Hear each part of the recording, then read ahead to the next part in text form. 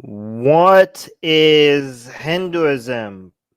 This is a video by this channel called Kagito, and this video got 1,600,000 views, and it basically goes over the core beliefs of Hinduism. I know a lot of you are gonna agree, some of you are gonna disagree. Well, actually, it's almost guaranteed. When it comes to Hinduism, nobody agrees. Nobody agrees what Hinduism is, and even the people who say it's many things, all of a sudden they change their mind and like, no, it's this one thing, and then like they go back to saying, no, it's many things. So it's weird, okay? But I know you guys are going to disagree. Oh, thank you to AGA and Soha for saying audio is great. Thank you so much, guys. If you're watching this later, please make sure you're subscribed and you hit the notification bell so you can see when we go live, so you can be part of the conversation. And also, if you do want to be part of the conversation, make sure you tag Atheist Republic like that, like Soha is telling you, so I can actually see that you're trying to say something to me rather than to each other. Okay, thank you for that. Oh yeah, Amoeba is also on Twitch. Oh guys, we have a Twitch account. Follow us on Twitch as well. Let's see, Amoeba here is on Twitch. Anyways, let's look at this video. This video is kind of long, so we need to make sure we can get through it fast. I'm gonna try not to interrupt as much, but I'm gonna fail because I'm gonna have to like keep pausing because I'm gonna have opinions about every goddamn second of this. Yes, say 60 no, yeah, 60 Kelly. Katie is saying you should review. There are many things I should be reviewing. Okay, like one step at a time. This is a good beginner's guide. Okay, this is just like a summary of everything. Okay, summary of everything. I know. A lot of people are gonna be like, "Oh my god, this is not detailed at all." Yeah, that's the entire point. Okay. But if you disagree, you could correct me in the live chat. You could be like, no, Armin, I think this is wrong. Just do it. I'll highlight your comments. Okay, I'll try. Let's go on. What is Hinduism? Wait, hold on. I keep forgetting that I muted this tab. Now let's go. This is cute. Oh, look at it, so cute. Look at this guy. Oh. Hold on. Let's go start from the beginning. Hinduism, the religion of over 1 billion people, is the world's oldest religion and probably the most confusing one to non-Hindus. Some say it isn't even a religion, more a way of life. This is so annoying. It's not a religion, it's a way of life.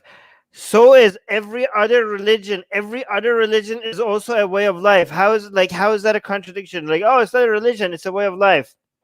As opposed to other religions being what? A way of death? I mean, actually, kind of true about Islam. But yeah, also about Christianity as well. It's a cult, death cult. But anyways. Hindus themselves call it the Sanatana Dharma, the eternal tradition. So, what is Hinduism? Oh yeah, okay, so wait, this is the actual name. And people are like, and like this is what a lot of Hindus get offended. Like, it's not even called Hinduism. That's the British people. I was the Persians first, and then the British colony took it from. That's why they call it Hinduism. If the real name is not Hinduism, this is okay. Fine, this is the real name. We know what we're talking about when we say Hinduism. Okay, we know what we're referring to. So don't cry about the fact that the name is not real. That it's not the right name. We know what everybody is here. Yeah. Hindus themselves call it the Sanatana Dharma. Sanatana Dharma. Okay. Sanatana Dharma. Sanatana Dharma. Sanatana Dharma. Hindus themselves call it the Sanatana Dharma. Sanatana Dharma. The eternal tradition. The eternal tradition. Wow, that's pretty epic. Come on, guys. That's pretty epic. That's pretty cool. That's cool. What is Hinduism? Does YOLO apply to them? And who is this elephant guy? Oh, this is so cute. Look at this art. I like this channel's art. Guys, go look at this. By the way, look, I'm liking this, right? Just to show you guys how easy it is to like a video. So please like the video that you're watching right now. And I'm also going to subscribe. See how easy it was to subscribe? And I'm also going to hit the bell button. And then when I hit the bell button, look, I'm going to hit, oh, see how easy that was? Okay. Well, let's find out.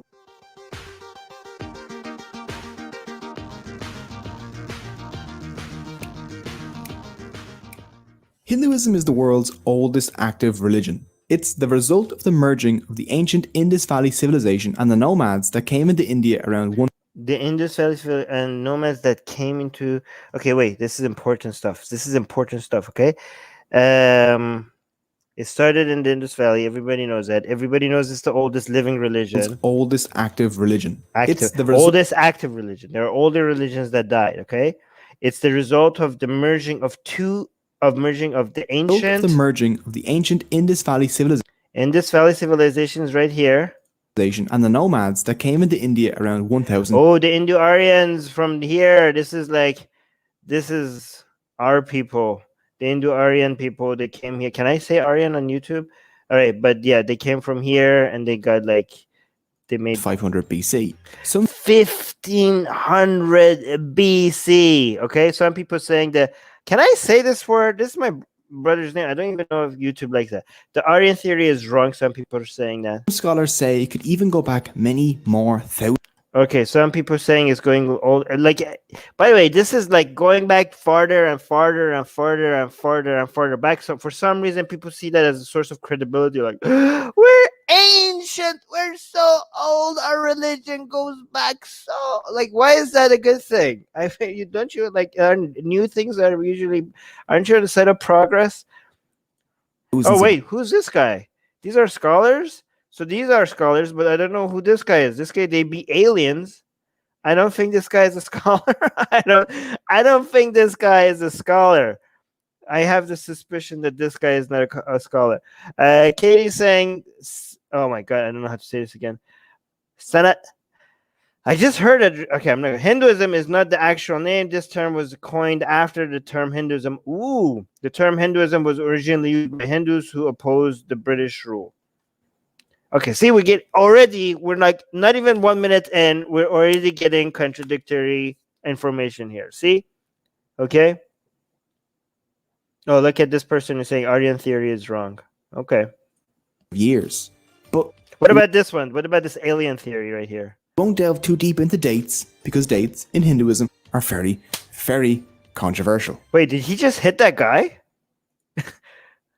In Hinduism are very. Oh my god, this are these actual scholars? He just hit that other dude. Does anyone else have any theory? this video is kind of funny, guys. Go check this channel out. I think I linked it in the description. Did I have to make sure I... Oh god damn it, I forgot to link this one. I will make sure I link it after the live stream is over. God damn. Controversial. But one thing is certain.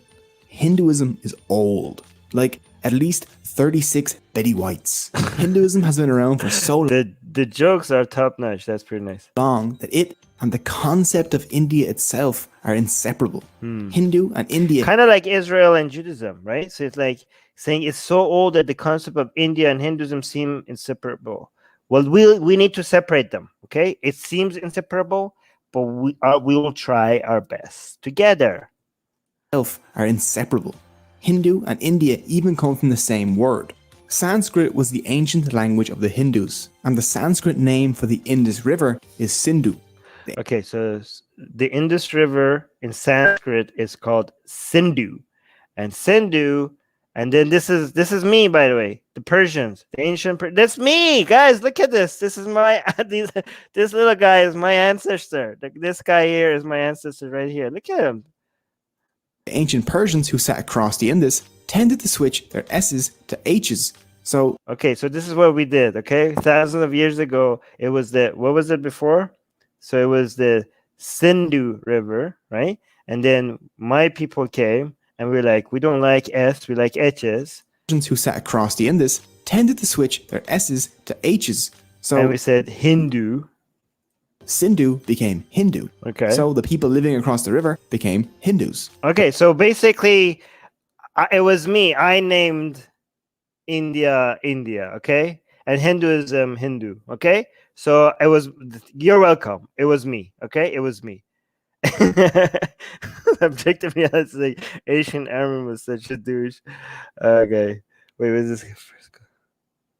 Oh, MKV saying first god was from Iran. It's called Rudra, who protect from Ashur, the land of salvation. Okay, let's stick with the basics. Stick with the basics right now, okay? The Persians told the Greeks, who dropped that very. Oh yeah, the Persians told. So the Greeks copied the Persians, but the Greeks don't like H's. So my people like etches.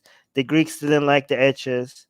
Not Greek like H, stuck in a very Greek like Ia to the end. So the Greeks like ias at the end. They didn't like the etch at the beginning. They like ias at the end, and that's how it became India. And boom, India. So, and also the Hellenism and all of that made Greeks for some reason. That's very well, not for many reasons, became the source of all knowledge and naming everything. So that's why India stuck. Hinduism has a long, long history. But today we'll be focusing on just the core beliefs of Hindus because I don't have the willpower to animate a 3-hour-long video. Oh, look at this guy. Okay, so core beliefs, guys. Core beliefs. Okay, and there's so many different details, but we're gonna stick with the core. Hindus are a diverse group. Some are strict. Wait, you guys are telling me something. Armin, you are a secret Zarathushti. No, I'm not. Okay, hold on. What is this guy saying? Then I agreed. The idea of Hinduism being a single thing is a new thing because it is really the sum of beliefs of traditions of India as a whole. Yeah, but as the sum of a lot of beliefs could be named one thing. So it's not a contradiction to say Hinduism is one thing, which is a sum of many things. A sum of many things could be labeled one thing. Thanks for contributing to the notes. Sure. Toro is saying, okay, well. Guys, don't tag me if you're talking to other people. Strict, dedicating their lives to prayer. Wait, Hindus are a diverse group. Some are strict, dedicating their lives to prayer, while others don't believe in any gods but still follow Hindu philosophy.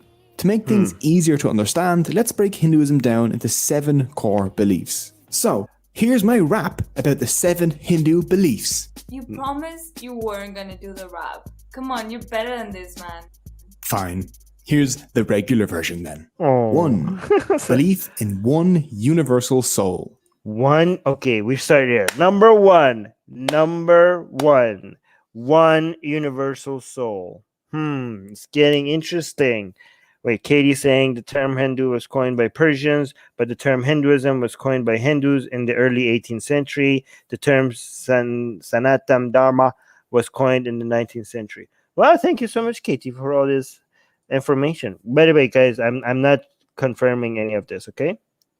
But anyways, let's stick with belief number 1. Belief number 1, universal soul. Sounds interesting and nonsense at the same time.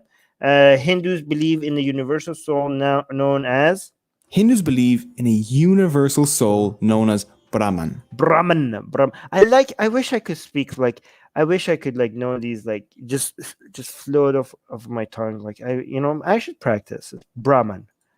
A formless, genderless source of all reality. Okay, formless, gender source of all reality. Yeah, that sounds like BS, yet very interesting. Brahman is the universe and the material that makes up the universe. Okay, so if Brahman, okay, hold on. Genderless, a formless gender source of all reality. Well, isn't that just energy, matter, and energy then?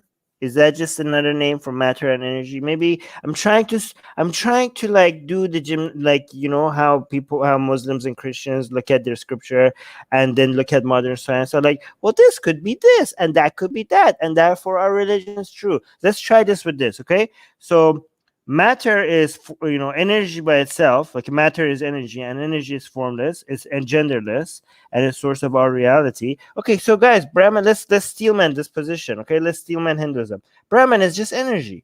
Formless, genderless source of all reality. Brahman is the universe and the material that makes up the universe. Great. Energy can change into matter. Matter can change energy. So Brahman is just energy.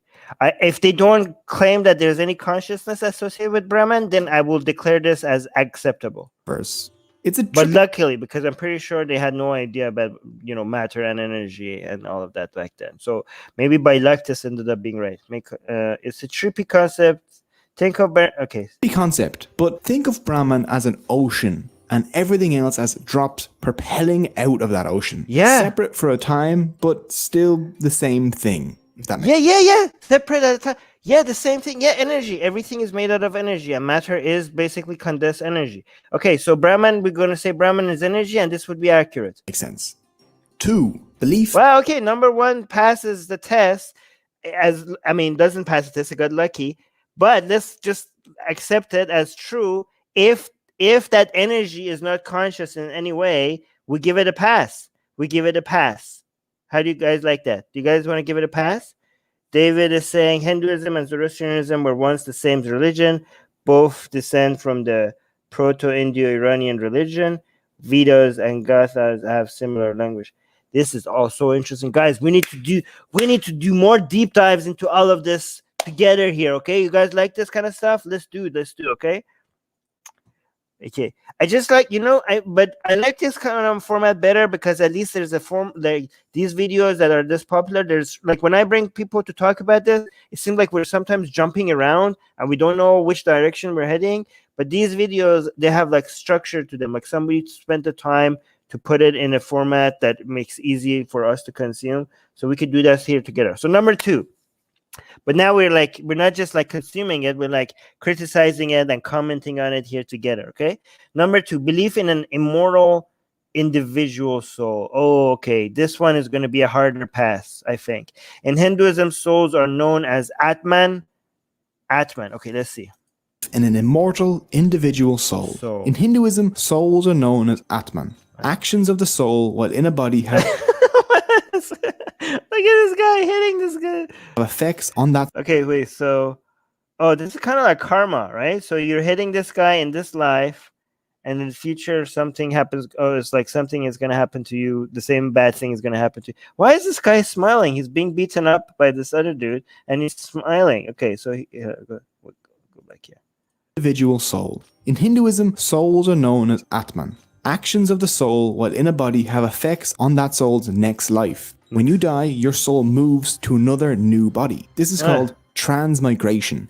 Transmigration. So wait, this is reincarnation and karma at the same time. That together is called transmigration. Okay, so this is obviously nonsense. There's no way anybody could excuse this in a way. Like the number 1 was like I was giving a pass, but now we're getting into the nonsense territory, like obvious nonsense territory. David is saying Avesta is copies. Guys, like thank you so much for the super chat. David is saying Avesta is copies from the Rig Veda. Zoroaster was born in a culture of early Hinduism. He turned Hindu gods, devas into bad deities. Yes. So basically, one religion's demons is the other religion's angels, and vice versa. Okay, let me see. This is the westernized idea of karma. Objective reality saying this is the westernized idea of karma, not the real idea of karma. I knew you guys wanted to say that. You guys always say that. No matter how and even like some of you agree, and then the rest of you like, no, this is a westernized version. But it's called transmigration. I'm pretty sure that's a westernized naming of it, but okay. The kind of body the soul inhabits next is determined by karma. Karma. Is karma westernized objective reality? Huh? Karma, I'm pretty sure this is not the westernized. That's like just karma. The name is westernized, but this idea while in a body have effects on that soul. I've heard this exact description from Hindus, so don't give me that. This is the westernized version of stuff. The soul inhabits next is determined by karma. 3. Belief in karma. Karma. Okay, wait. So the action of like the soul having a soul and the soul going from one body to another after death, that was separate from number 3, which is belief in karma itself. It's like this is brownie points basically. Karma is action, usually good or bad actions that affect society. And if people are like, our religion is so different from Islam and Christianity, there's no similarities. This is exactly what we learn in Islam. Okay. You have actions and you get points for it, and you collect your points after you die. This is exactly what we learn in Islam. The process of it is different. We're like, no, it's not even the same. Armin, you have an Abrahamic perspective. You're an Abrahamic atheist, so your mind cannot comprehend at all the nuance and the complexity of Hinduism. It's the same shit. It's the same thing, just a little bit different. You do stuff bad, You get negative points, good. You get positive points, you collect your points after you die. Belief in karma. Karma is action, usually good or bad, actions that affect society. For Hindus, karmic actions in the past affect us today, and our actions today affect our soul's future. Wait, hold on, let me see. Invisible Ghost saying, Armin, you're looking good today. Hindus are pretty active in religious debate circles, but they didn't get much attention earlier. Nice you are doing that, but Hinduism is just complex and all. Yeah, I know it's complex. 4. Belief in Moksha. Moksha, what is this? The goal in Hindu life is to somehow get back to Brahman. Okay, that's not good. I mean, I was giving Brahman a pass, but if you want to just go back to being energy, see, I knew there was something more special about Brahman than The just goal energy. in Hindu life is to somehow get back to Brahman. If a Hindu can do this, they will be freed from the cycle of life and death. This is called moksha. You Okay, so that's nonsense. That's obviously nonsense. Moksha. can achieve moksha by realizing your oneness with Brahman. Okay. This Brahman is now looking suspiciously more than just energy, okay? Brahman seems like something more special in some way that you need to get. Okay, so we are one with Brahman, okay? We are just, I mean, if Brahman is what I described it, if it was just energy, obviously we're just made out of molecules and atoms and then subatomic particles, and all of that is just energy. So we are one with Brahman. So let me try to steelman this other core belief, okay?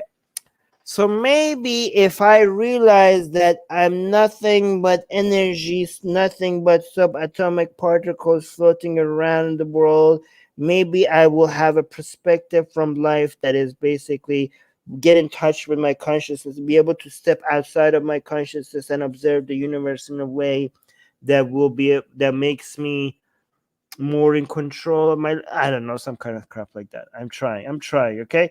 But it seems to me that this is nonsense stuff, because it seems like this Brahman is some like magical stuff that you need to connect to somehow, rather than just like material energy. But hold on, let me see. David saying Hinduism is pathetic. Oh,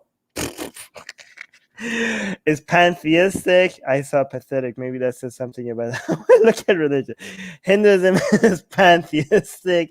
Hinduism has some cool things like yoga, which benefits people. Karma in Hinduism is not governed by a deity, unlike Islam. Okay, but karma is still dangerous. Idea is nonsense. Karma is nonsense. It's not true, and because it's not true, it's a dangerous idea. Of course, there are differences, but there's also very similar. Just because there are differences, that doesn't mean that there's not that there are not similarities, right? Brahman means the entire universe. Okay, but it seems to me that Brahman here meaning entire is more than just like entire universe, because it's something that you have like a special magical connection to, that you have to realize for you to after, and there's something happens to you after death, that it seems like more of a, because whatever, if you suggest that anything that happens to you after death is anything more than you not existing, and it seems like this is suggesting that it's an upgrade rather than a downgrade to non-existence, that's also a dangerous thing to promote, okay? No, MKV saying karma is just your work and thoughts. How is dangerous? It's dangerous because it's suggesting that what you get in this life, whether good or bad, is because of what you did in the past one. So if you're living a miserable life, it suggests that you deserve it somehow because of what you did, because of actions that you're not responsible for.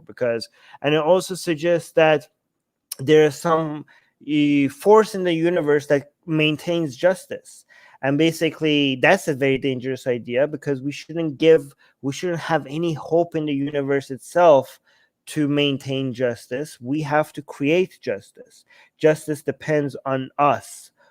Justice is a man-made concept, and it requires us upholding it. The universe does not care for justice. The universe doesn't uphold justice. We cannot have any hope in the universe doing that. We shouldn't have any hope in the universe doing that. We should have hope in ourselves maintaining that.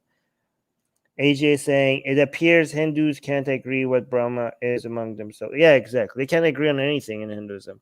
This with Brahman. How you realize this is up to you. For this reason, Hindus pray, lead me from the unreal to the real. Oh, here, actually, Katie is saying, wait, the concept of karma is highly regressive and also upholds the caste system. Yes, very good point. Hold on, let me write that down. 20. Okay, I'm gonna put this here. Wait, what did this guy say? Wow, I'm really glad we have Katie here for that kind of stuff. Whoa, we got another super chat. We're getting so many super chats today. Celtic is saying karma was a metaphor for determinism. Karma just means I do. No, it doesn't mean. Oh God, you guys are okay. Thank you so much for the $5 super chat. Karma is a metaphor for determinism. You know, you guys are sounding like Muslims that think like everything in the Quran that is not true is just a metaphor for something that is true. Okay. Determinism doesn't teach you anything about believing in determinism doesn't require you to think that the actions of you in your past life is impacting your actions in this life. So it cannot be a metaphor for determinism. Okay, it's very different. All right, hold on. Echo, what is echo? Where is it? Echo. Ancient Hindus were obsessed with. Guys, I'm missing some of your comments. Oh, here it is. Objective reality saying ancient Hindus were obsessed with health, karma as consequences of actions. You smoke cigarettes. No, it's not. Come on, guys. You guys are trying to whitewash. You guys keep saying, oh, this is a Western version of Hinduism. And to make Hinduism look better, you are giving a Western version of Hinduism yourself. Okay? You guys like, oh, no, this means the consequences of what the actions you make in this life. No, come on. Yeah, I know this. I've talked to enough Hindus and read enough to know that, you know, took courses on Hinduism years ago. I don't remember most of it, but I remember this, that it's a magical thing that happens in the goddamn universe that is supposed to hold justice within one lifetime and also between lifetimes. Don't don't give me a materialistic version of it that is like, you guys are basically modernizing your religion so that you can make it look better, and you're telling me that I'm doing that. That's what you guys are doing. Okay, hold on. Oh yeah, sure. Come on, guys. I didn't talk about yoga. All right, hold on. Moksha. You can achieve moksha by realizing your oneness with Brahman. How you realize this is up to you. For this reason, Hindus pray, lead me from the unreal to the real. 5. Belief in the Vedas. The Vedas. Yeah, okay. So now it's getting interesting because number 5 is just one core belief, but that core belief includes a crap ton of beliefs, because when you say we believe in Vedas is just not like, hey, here's one line, right? So it's going to be hard to just judge number 5 just by itself unless we're going to do that, guys. Let's go. Like, we're going to have future episodes that we're going to go through the Vedas and the other scripture as well, okay? Vedas are Hindu sacred books of knowledge. There are 4 Vedas. Hindus believe that all 4 were divinely revealed to ancient Hindu sages. He got hit by the Vedas. Look at this. It's so cute. The Vedas are Hindu sacred books of knowledge. There are 4 Vedas. Hindus believe that all 4 were divinely revealed to ancient Hindu sages. Okay, guys, you're welcome. Guys, this is nonsense, okay? Hindus believe that all 4 were divinely revealed to ancient Hindu sages. Divinely revealed. BS radar. Beep, beep, beep, beep, beep. I detect BS. I detect BS. I detect nonsense. Do you guys detect nonsense? I'm detecting nonsense, okay? All right, here. Vedas are... Oh, I can't say that on YouTube. Vedas are Terry's manual that wiped out many native infant, you mean tribes? Okay, infant tribes. Okay. Sages. We'll take a closer look at the Vedas in a while. Oh, okay. 6. Belief in cyclical time. For Hindus, there are no beginnings or endings. Time is a series of cycles. each cycle containing 4 ages or yugas. This is This is so much like Islam and Christianity. So much like Islam and Christianity.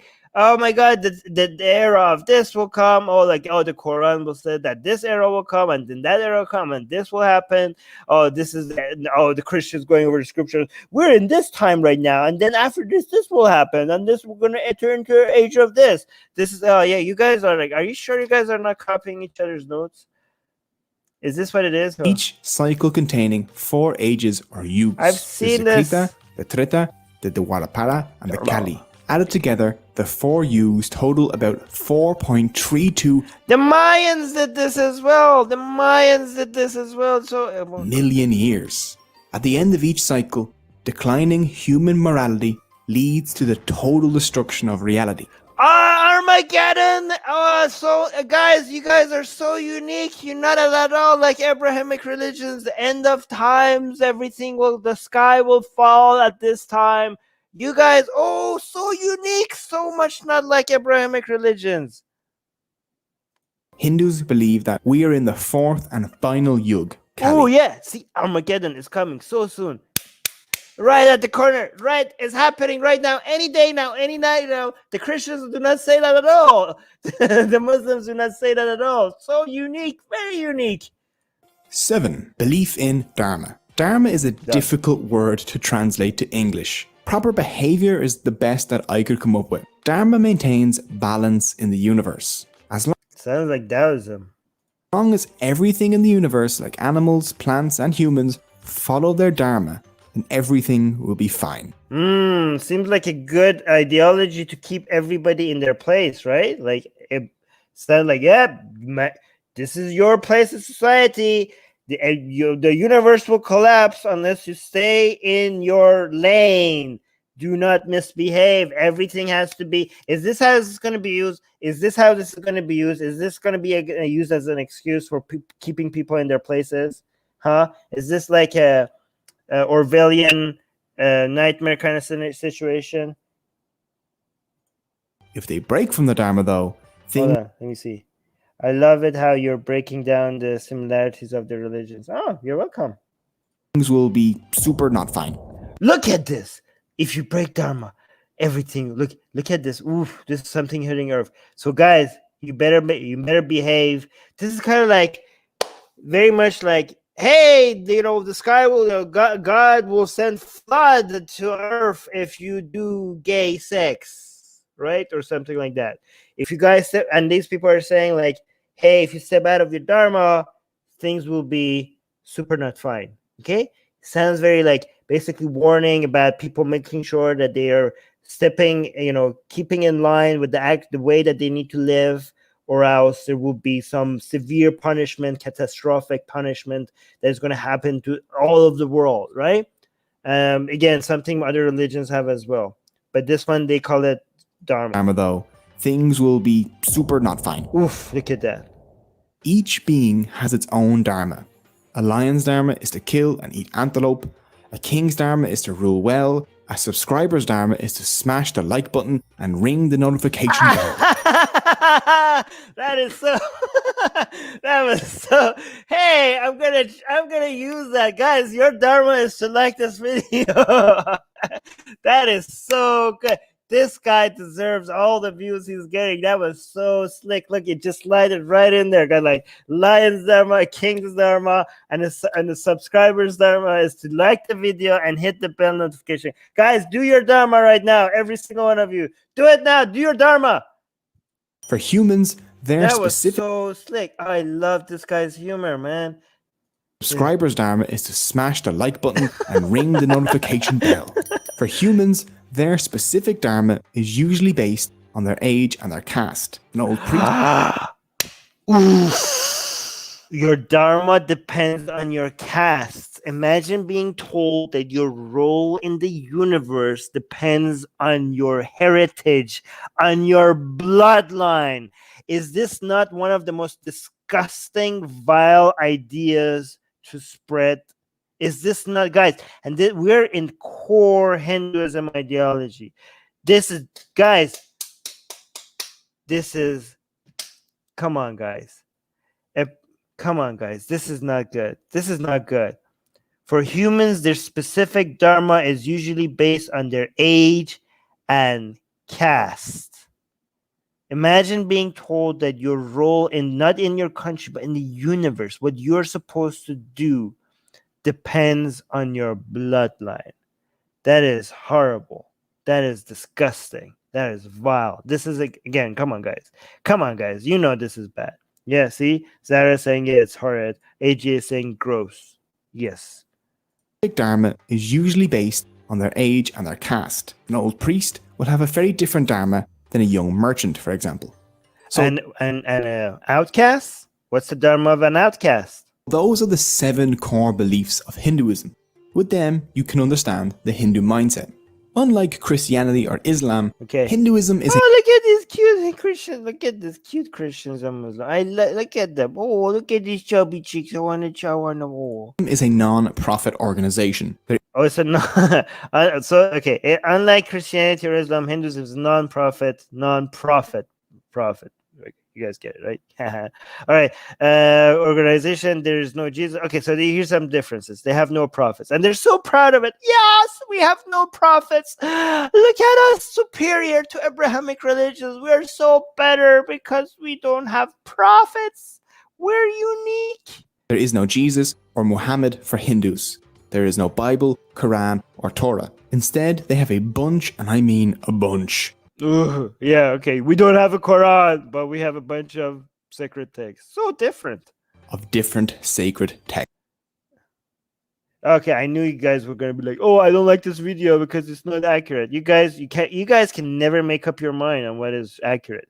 If anything, here's the average Hindu beliefs. If I like it, it's Hinduism. If I don't like it, it's not Hinduism. I mean, again, very much like Christians and Muslims. So unique. You guys are so different from each other. Katie saying they don't have prophets, but they have avatars. Okay. Texts. The 4 Vedas form the basis of Oh, the Hindu objective reality saying no, it's fair. Okay, see, guys, we have MKV who's saying this video is not authentic. It's not good. Okay, this video is correct in every knowledge. There is a class system, not a caste system.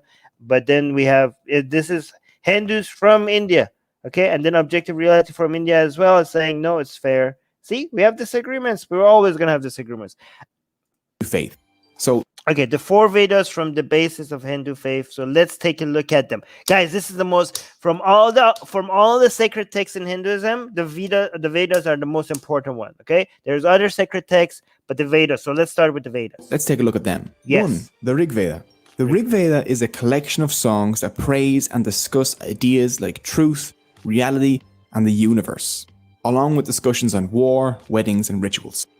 2. Okay, so far not that bad, except the part that the Rig Vedas is a collection of songs. Songs are great that praise the gods. Okay, that's nonsense. And discuss ideas like truth. I suspect that they don't do a very good job at discussing ideas like truth. Is like truth, reality. Reality, yep. I suspect that they do a very poor job at explaining this, but I might be wrong. The universe definitely do they almost definitely do a very poor job at explaining the universe. We'll review it in the future sometime, along with discussions on war, weddings, and rituals. By the way, guys, if you guys want me to have non-biased, like objective people as guests to discuss these things, suggest me, but people that could actually like stay on topic and have a structure to a conversation, suggest me have people on this show. Okay, we could have discussions with them. Whoa, we got a $10 super chat by Ronnie saying, do you credit Hinduism for yoga, which is proven to help people? And also Hindus protected Zoroastrians from Iran who still live in India. India is the only country where Jews were never persecuted because of Hindus. Okay, let's go to this one by one. With regards to yoga, religious people have came up with a lot of things that ended up being good, but you have to show to me that it would not have been discovered as something good without the religion, right? Because we know for sure that meditation, not controlled for just relaxing and sleeping. There's a lot of studies that shows. By yoga, are you talking about the meditation part or the stretching part? Because both of them studies have showed that it's good for you. But it does. Here's the thing. For example, if you look at ancient religions, right? They came up with, they discovered things that are true. But what happened is that those truth claims came with a lot of nonsense, added nonsense to it, right? So, for example, they looked at the stars and they noticed there's a pattern in the stars and they move in certain ways, and they started documenting it. And they, based on the documentation, they realized that they could predict the future, where the movements are going to be in the future, right? So that is actual science. That is actually discovering new things. That is says something about the nature of reality. But then they use this predictive powers of these models to go tell people like, hey, by the way, we're connected to the gods, because look, we could tell you that this star is going to be here at that time, and that's because this god did that, and that means because we can tell. And when the predictions came true, they're like, well, that means, you know how we knew this stuff? Because we're connected to the gods, and give us all your money and sacrifices and crap like that, right? So there is some truth element that they discover, but they use because of doing actual science, but then it comes with the nonsense attached to it, right? So when it comes to yoga and meditation and other things, obviously for thousands of years, people, if you give people time, they're going to notice that if you meditate and if you connect to your consciousness in a certain way, it's going to have some benefits associated with it. That will happen. If you do it without religion, it will happen. If you do it with religion, if you rewind and play that scenario a million times, every single time they're going to notice that that's going to be a benefit. They're going to happen, right? So what the problem with religion is that when they discover these things, they're going to do, and they're going to come as like supernatural elements to it. They're going to add a whole bunch of nonsense to it. So yeah, so obviously Christians, Muslims, Hindus, they discovered a lot of great things, but I don't give credit to the religion for those discoveries, right? Because everything at that time was religious. So the fact that these people discovered it, you could be like, oh, well, is these religions discovered it? Well, what was the other option? Everybody was associated with one religion. Are we going to give credit to the religion because of those discoveries? No. What was the other alternative? There was nobody that was not associated with any religion for them to discover these things. So I don't think the religion deserves any credit. It's just people discovering things. And in fact, it would have been better if the nonsense, that the baggage of religion was not added to these discoveries. So that's my explanation to that. Wow, we're getting so many super chats. I need to. Okay, where are we? Here's another one. Ron is saying yoga could not could not have come without Hinduism. Just study it. It cannot originate from it can only originate from Hinduism. Many yoga positions are basically prayer. No, that's not the case. Many people independently, the benefits of certain. Okay, first of all, yoga is different things. Okay, if you're talking about meditation, the benefits of meditations have been discovered independently many places. But yes, India was ahead of other people in discovering these. Okay, again, it would have been discovered no matter what, because it's true. True things would have been discovered. And if you're talking about the benefits of stretching, also yes, given enough time, people would have discovered it. Okay, but thank you for the $5 super chat. True things would be discovered no matter what. I don't understand what you guys are saying. Yeah, but thank you so much for the super chat. See, where's the other super chat? We got a third one. Oh, here it is. A Gaijin is saying, by that logic, Taoism is the one true religion for inventing gunpowder. Wait, they invented gunpowder? That was good. What? I did not know that. Okay. Is that true, guys? I don't know if that's true. But thank you so much for the $5 super chat. Oh, this guy is giving. Okay. KJ is saying most of yoga was invented by Buddhists. The Brahmins just stole it. Okay. Katie is saying apostasy in Hinduism is the same as disregarding the Vedas and not being true to Dharma. Okay. Let's go back to the video. But guys, thank you so much for all the super chats. You guys are being very generous. You guys like how I still, even though people are giving me money, I still disagree with that. Yeah, guys, I'm being very, I'm not like, not saying like, oh, I'm gonna agree with you because you give me money. Okay, guys. So I'm being very honest with all of you guys. Okay, so this is good. And the universe, along with discussions on war, weddings, and rituals. The universe, along with discussions on war. Okay, yeah. War, wedding, and rituals. I'm not an expert in any of these things, so I wouldn't be able to judge if it's done a good job or bad job on. 2. The Yajurveda. Yajurveda. I wish I could memorize these. The Yajurveda covers stuff such as sacrificial rites and rituals. Sacrificial rites and rituals. Sacrificial rites. Reminds me of the Old Testament. Rituals. 3. The Samaveda. Sama literally means sweet song that destroys sorrow. It is mostly songs dedicated to praising gods. Hey, that sounds nice. I mean, not the God part, but just songs that makes people happy. David's saying, oh my God, you guys. Okay, thank you so much for the super chat. I'm complaining about getting too many super chats. Look at me being spoiled. Okay, David's saying yoga was not invented by Hindus, not Buddhists. It predates Buddhism by over 1,000 years. Buddha was a Hindu who took the ideas from Hinduism and Jainism. Okay, I'm getting contradictory reports here.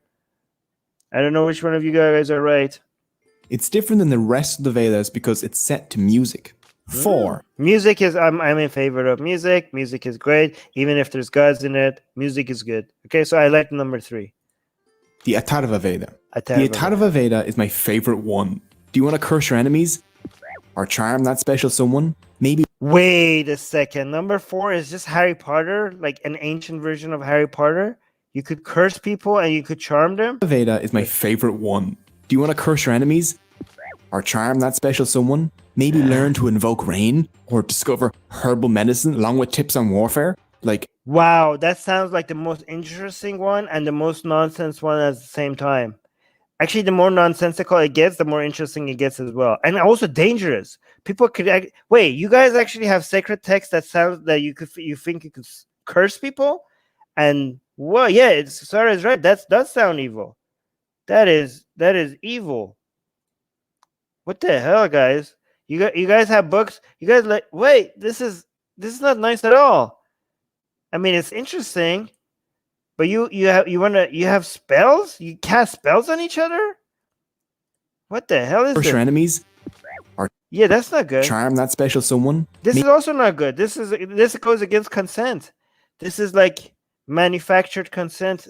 This is manufactured consent. This is like yeah, if you charm somebody to fall in love with you, then and you have sex with them, you don't technically have informed consent. Oh, we got a super chat. 100 rupees.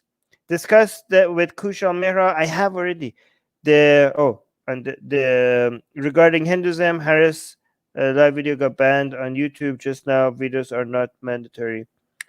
What? Even if it's not mandatory, look at this. You could like, oh yeah, we teach you how to curse people, but you don't have to. Okay. I mean, great. Thank you for not making it mandatory for me not to curse people. I mean, the fact that you have curses in that book is already nonsense. That's crazy. Sid Dave is saying, I mean, but it's interesting. It's very interesting.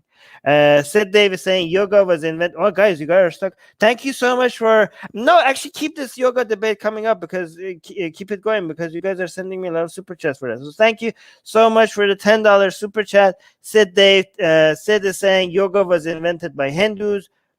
Wow, you guys are you guys cannot agree on this. How can you? Buddha took ideas from Hinduism, Jainism to create Buddhism. Hinduism is Indian culture, so belief in gods and superstitions may go away, but culture ain't going anywhere.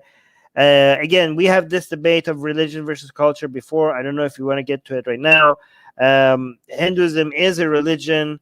The traditions of it, I don't have any issue with it, but the religion, the superstitious part of it is crazy. It's crazy, okay? And we should call it out as crazy. But thank you so much for the $10 super chat. Katie is saying the Vedas literally have prayers to gods asking them to burn the non-Aryan infidels. Are you serious? Guys, is this true? That sounds crazy. What the hell? That sounds racist. Native Indian tribes. Woof. This is getting Okay, Katie is saying the Vedas are mandatory for being.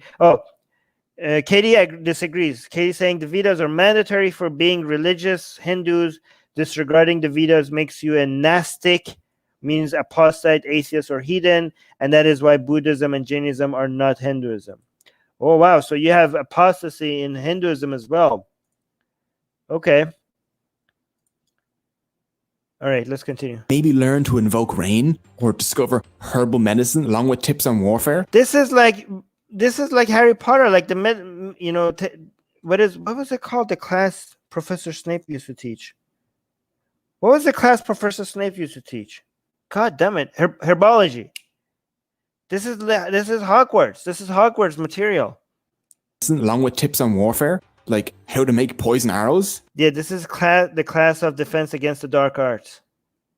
Well, this Veda has you covered, along with a bunch of other charms and curses. It even has a curse against cursors.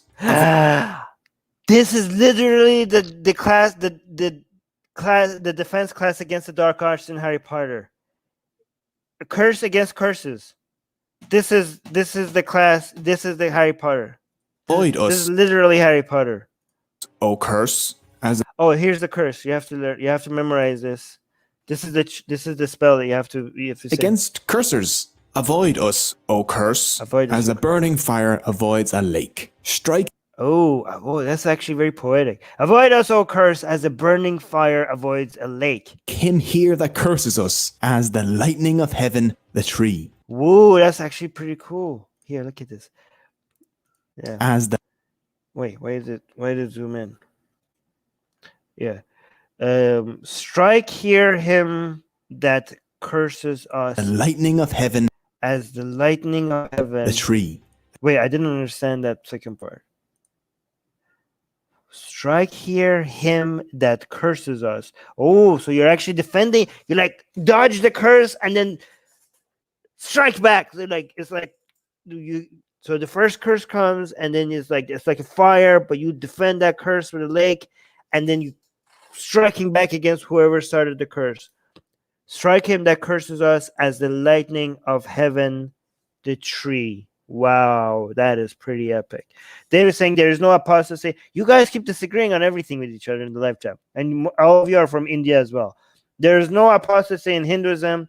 Hinduism was codified as a religion in the 19th century by the British for all native Indian religion. God, come on, David. It's just the name that other people use for all the ideas, for all the superstitious ideas that came from India. We know what we're referring to, okay? So I already addressed this at the beginning, though, right? So yeah, just because other people call it something else, that doesn't mean that we don't know what we're referring to when we say Hinduism. David, but thank you for the $5 super chat. Hold on, let me see. KJ saying Buddha was never a Hindu. He rejected Vedas. Swami VR, a neo-Hindu state, claimed Buddha was a Hindu, which is BS. Oof, you guys, I knew this was gonna happen at the beginning. I knew you guys are not gonna see eye to eye on anything on this topic. Snape used to teach potions, not herbal. Oh yeah, sorry, potions. God damn it, potions. That's what I meant. God damn it. It's been a while. Come on, don't blame me. I actually feel bad that I didn't get that right. A link to the Atharvaveda is in the description. Link in the... Oh, okay. Just in case you need a spell to get a wife or another to banish pigeons from your... Guys, we should make a video just going over these spells. Should I make a video later just going going over the different spells in the Vedas that we could use? If you want to get a wife, what spell to use and what you should say. If you want to charm against pigeons... Oh, you want to banish pigeons from your presence? There's a spell for that? What the hell? 100 rupees from a duck 678 saying, you guys seen Doctor Strange by Marvel? Remember, he goes to Nepal and learns Sanskrit and becomes a magician. That movie is inspired by Hinduism. Yep. That's pretty cool though. Presence. Guys, should I do a video later on? Yes. Yeah, why the hell not? Yeah, I'm gonna do a video going over the different spells. I didn't know they have a spell specifically for getting rid of pigeons. It's great. After the Vedas come the Upanishads, which Upanishads. I know. I've heard this before, long time ago. Upanishads. Okay. are like a sequel that makes the original make much more sense. Mm. They were probably written down between 800 BC and 500 BC, during a time when some Hindus started to question the Vedas. Ooh, the Hindus questioned the Vedas and they came up with the Upanishads. Their ideas became the Upanishads. The Upanishads are books on philosophy, like we would expect from Plato or Aristotle. They're all about questioning, doubt, debate, and finding. Ooh, this is actually good. Okay, I'm liking so far. I'm liking the Upanishads more than the Vedas. Okay, look at the things that they're promoting: questioning, doubt, debate. Ooh, these are my favorite things. See, this is nice, guys. This is good. I like the Upanishads. Bonus saying many Vedas mantra says kill the infidels. They do? Holy crap. Okay, I'm not liking the Vedas. I'm not liking the Vedas that much, but it seemed like the Upanishads, I'm liking that. It seems like that's the good part. Terrell saying spells in Sanskrit sounds great given how I can't say. They look pleasing in the language the language that they're in. Okay. I always have a problem. Hold on. English is my second language. Yeah. Aesthetically. Tongue twister for me. Well, I already forgot it. Aesthetically. There we go. Aesthetically. Yes. Thank you again for the super chat. Oh, here is it. Wait, super chat, $10. Please do a video on how Rig Veda, Avesta are related. Zoroastrianism originated from Hinduism. Guys, I like to do it with using video if you want to do me, because this video give our reviews of a structure. Okay, so if you want to give me a video that I could review, what you should do is go to our Discord server. Link is in the description. There's a channel in our Discord server called Video Suggestions, and then put a link to that video there. So, for example, this suggestion by David, the $10 super chat, says, please do a video on how Rig Veda, Avesta are related. Zoroastrianism originated from Hinduism, with both religions descending from the same Indo-Iranian root. Avesta is a literal copy of the Rig Veda. Okay. That sounds pretty interesting. If you could recommend a video for me to review on the Discord server, that would be fantastic. Okay. Finally, Armin get his content in Hinduism. Okay. I don't know what that is referring to. Also, the Upanishads have pretty regressive stuff as well. Okay, but come on, let's give it a chance. Let's not be so biased. So far, it looks good. Hinduism is one religion. Oh, Hinduism is one religion.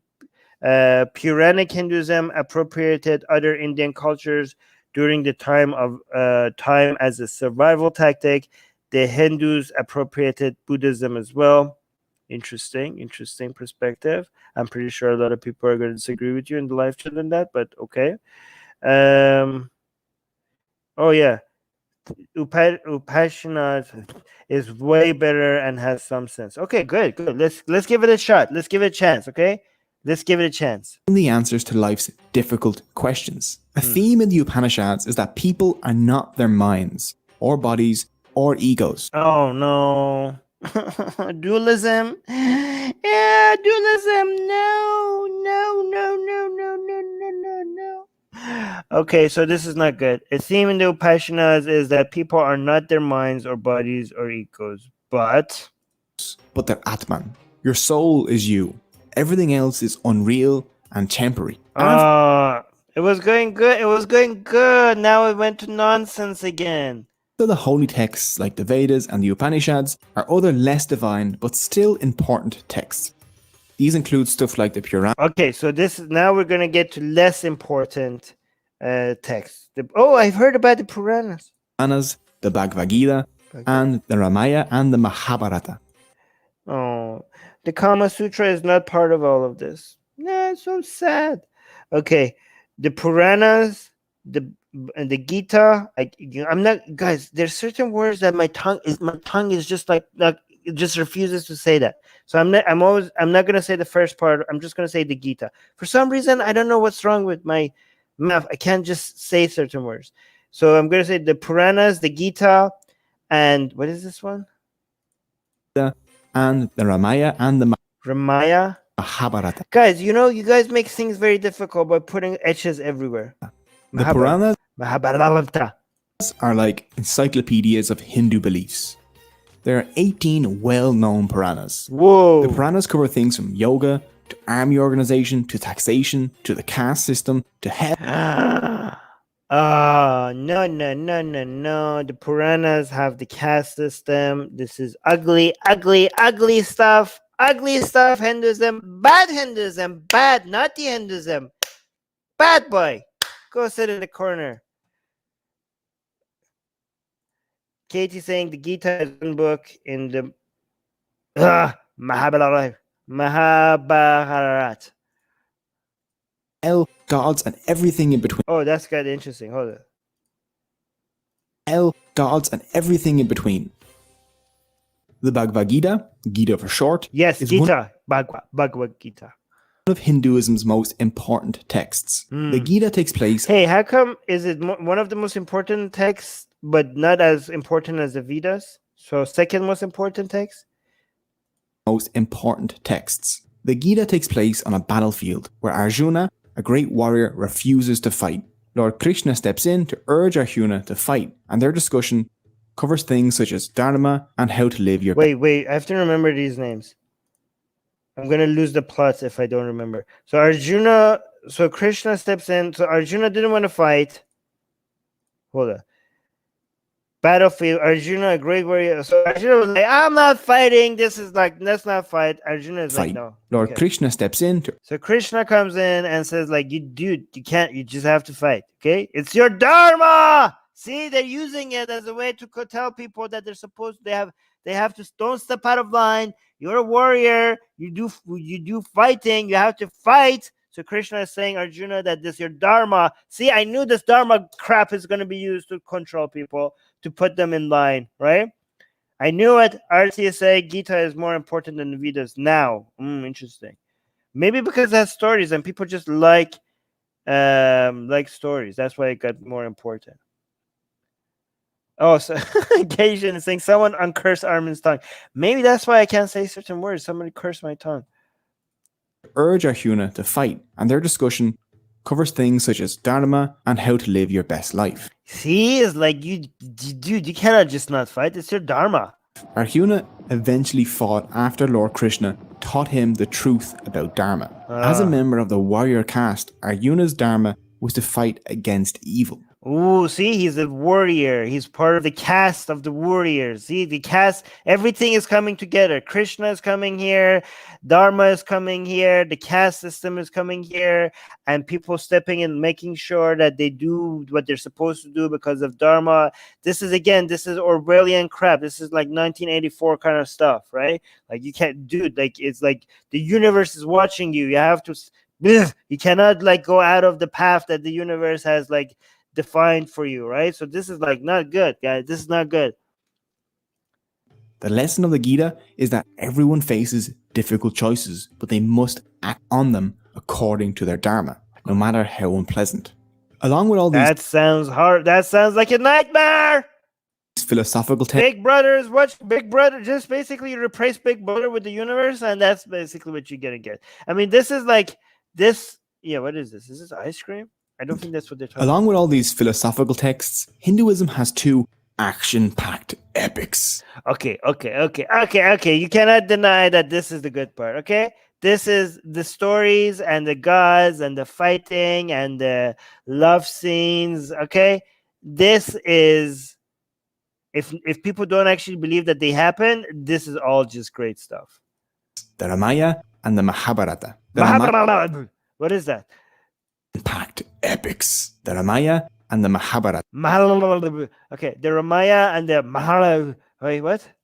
The Ramaya and the Packed epics. The Ramaya and the Mahabharata. The Mahabharata. Ramaya, the earlier of the two texts, tells the story of Prince Rama. In the epic, Oh, what is this cartoon? Guys, what is this cartoon? Send me this cartoon. I want to watch this cartoon with you guys.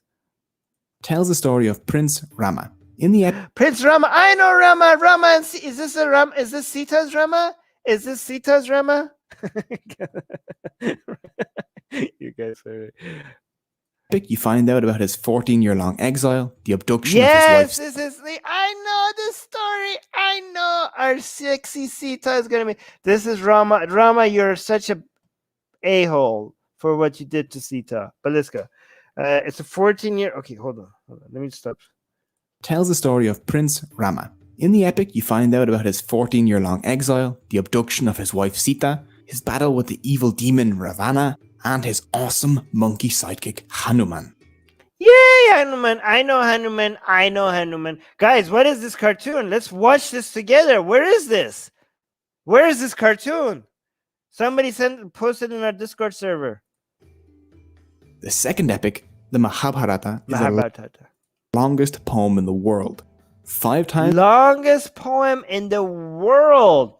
That sounds boring, to be honest. the length of the Bible and 8 times the length of the Iliad and Odyssey combined. It rivals any soap opera you've ever seen when it comes to drama. Okay, no, I changed my mind. That does not sound boring at all. Murder, betrayal, love murder, and giant battles. The Mahabharata has it all. Mahabharata. Wait, hold on. Rama killed Sudra because he was trying to enter heaven unlawfully. Wow, that sounds like a cool story. I need to hear that one as well. The theme running through the Ramayana and the Mahabharata is that Dharma must be followed for society to function. See, I told you this is Big Brother stuff. I told you this is Orwellian nightmare. I knew it. I knew it was going to be used for stuff like Dharma must be followed for society to function. Stay in your lane. Stay in your place. You do this. You do that. Or else the sky will fall. The fabric of the universe, society, the fabric of society will tear apart. No! Guys, this is literally every dogma. This is literally every dogma. This is Islam, Christianity, Judaism, and wokeism and far-right, Western far-right ideas at the same. They all say this. They're like, hey, you do this or everything will collapse. Okay? You do not make decisions. The universe, the Quran, the Bible, your woke critical race theory, or what did they say? Or your heritage. This defines what you're supposed to do, and if you don't, everything will break. This is literally what every dogma does. Like, it's basically controlling people. In Hinduism, there are 4 goals a person should aim for to have a good life. The first of these is Dharma, followed by Artha, the pursuit of prosperity and good reputation. Good reputation sounds like a great way to keep people in check. You better, know your role in society, and other people will keep you in check. Sounds like Amr bil Ma'ruf and Nahi Munkar in Islam. Reputation. Other people will keep you in check if you don't keep yourself in check. Kama, pleasure both in body and in mind. Both pleasure and mind. Okay, that's and good. Moksha, the release from the cycles of rebirth. There's nothing. You see, this is nonsense. You see this? You have life, birth. You get old, RIP, death. This whole thing. Again, this is exactly like Christianity and Islam. Okay, this is nonsense. Release from the cycles of rebirth. Hindus should practice Artha and Kama with Dharma in order to achieve Moksha. There are also 6 temptations Hindus should try and avoid. Temptations. Oh, wait. Untouchability. Somebody said something I need to highlight. There we go. Untouchability is the Dharmic code. Ooh, that's not nice. That's not good. That's not good. All right, here. Shiva is saying humanism is... Oh, Hanuman. Oh, no. What am I saying? Hanuman, the monkey god, is a genocidal bastard who burned a city of millions of innocent civilians because he could. Krishna... Wait, what? Krishna is a manipulative bastard, and both are worshipped like crazy. Whoa. Okay, we need to get to into the stories of these gods and goddesses more in future episodes, okay? But this is getting very interesting. This video is getting very interesting, okay? Wait. Someone was on drugs while writing these. Yeah. Kate is saying it is It is an anime. The Hindus protested it because the Japanese made it. I want to see it. I don't care. Okay, wow, that's actually pretty cool. The Japanese made Hindu anime. Where do I find it? But the Japanese made Hindu anime, and the Hindus didn't like it because non-Hindus made it. Sounds a lot like Muslims. Katie's saying the 6 temptations are like the 7. Yes, I was gonna say that. Oh, Katie, why did you like? I was gonna get credit for thinking that similarity, but you took it from me. Damn it. Okay, I'm not gonna highlight your comments right now. I'm just kidding. Wait. That was exactly what I was thinking. No, they didn't. It was the live telecast in India. Okay, so now we're getting contradictory reports again. Okay, there are 6 temptations Hindus should try hard to avoid. Okay, I hope these 6 temptations are actually harmful things, unlike Christianity's 7 deadly sins or like whatever. Let's see. By the way, just to be fair, Christianity doesn't have 7 deadly sins. That was Dante. That was Dante, not Christianity. But they have the 10 commandments and stuff like that. But it is like sins. It is, let's do a more accurate comparisons. It's like sins in Abrahamic religions. Temptations Hindus should try and avoid: kama, lust and material. Lust and lust. People should avoid lust.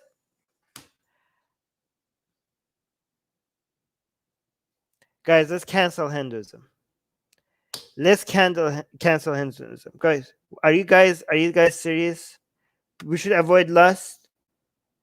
This from the same people that came up with the Kama Sutra. We should avoid lust. Guys. I was gonna give Hinduism a chance. I was like, yeah, there's some good things, there were some bad things, but this is I'm done. I'm done with Hinduism. Lust. You're gonna cancel lust? Are you serious? One of the main sources of pleasure that we have like, how many years do we have? 70 years, 80 years on this planet? You want to make one of the main sources of pleasure, and you want to say like we should avoid that? Screw you. This is harmful. This is harmful stuff, guys. This is harmful stuff. You do not follow this nonsense. Satisfy your desires as much as you can, as long as you're not harming anybody. Life is short. Lust and materialism. This karma is different from the good karma mentioned above. What was the good karma? Does that include lust? Maybe there's good lust. Okay, guys, let's be charitable. Is there good lust and bad lust? Materialism. This karma is different from the good karma mentioned above. I know. Next is kruda, which is anger. Oh no, that was a different. That karma was not referring to lust at all. So lust is bad. You should avoid lust. No way, Jose. I'm not gonna avoid that. Mentioned above. I know. Next is kruda, which is anger. Guys, this is so much like the 7 deadly sins. Are you sure that maybe Dante copied Hinduism? Maybe Dante copied Hinduism. Without lust, life is worth. Yeah, British Pakistani is saying without lust, life is not worth living. I mean, there are other pleasures as well, to be fair. But yeah, you're almost right. Anger, lobha, which is greed. Guys, this is so much like the 7 deadly sins. Anger, greed. Dante copied these from Hinduism. Anger, lobha, which is greed. Moksha, which is unrealistic attachment to things, people, and power. By the way, anger is justified sometimes. Hold on. We're not judging these. Above, I know. So next is kruda. Anger is justified if there's something that you need to be angry about, and sometimes not being angry is not justified, right? So I don't agree with this. Many of the Hindus coming after you failed at restraining their krodha. Oh yeah, you're right.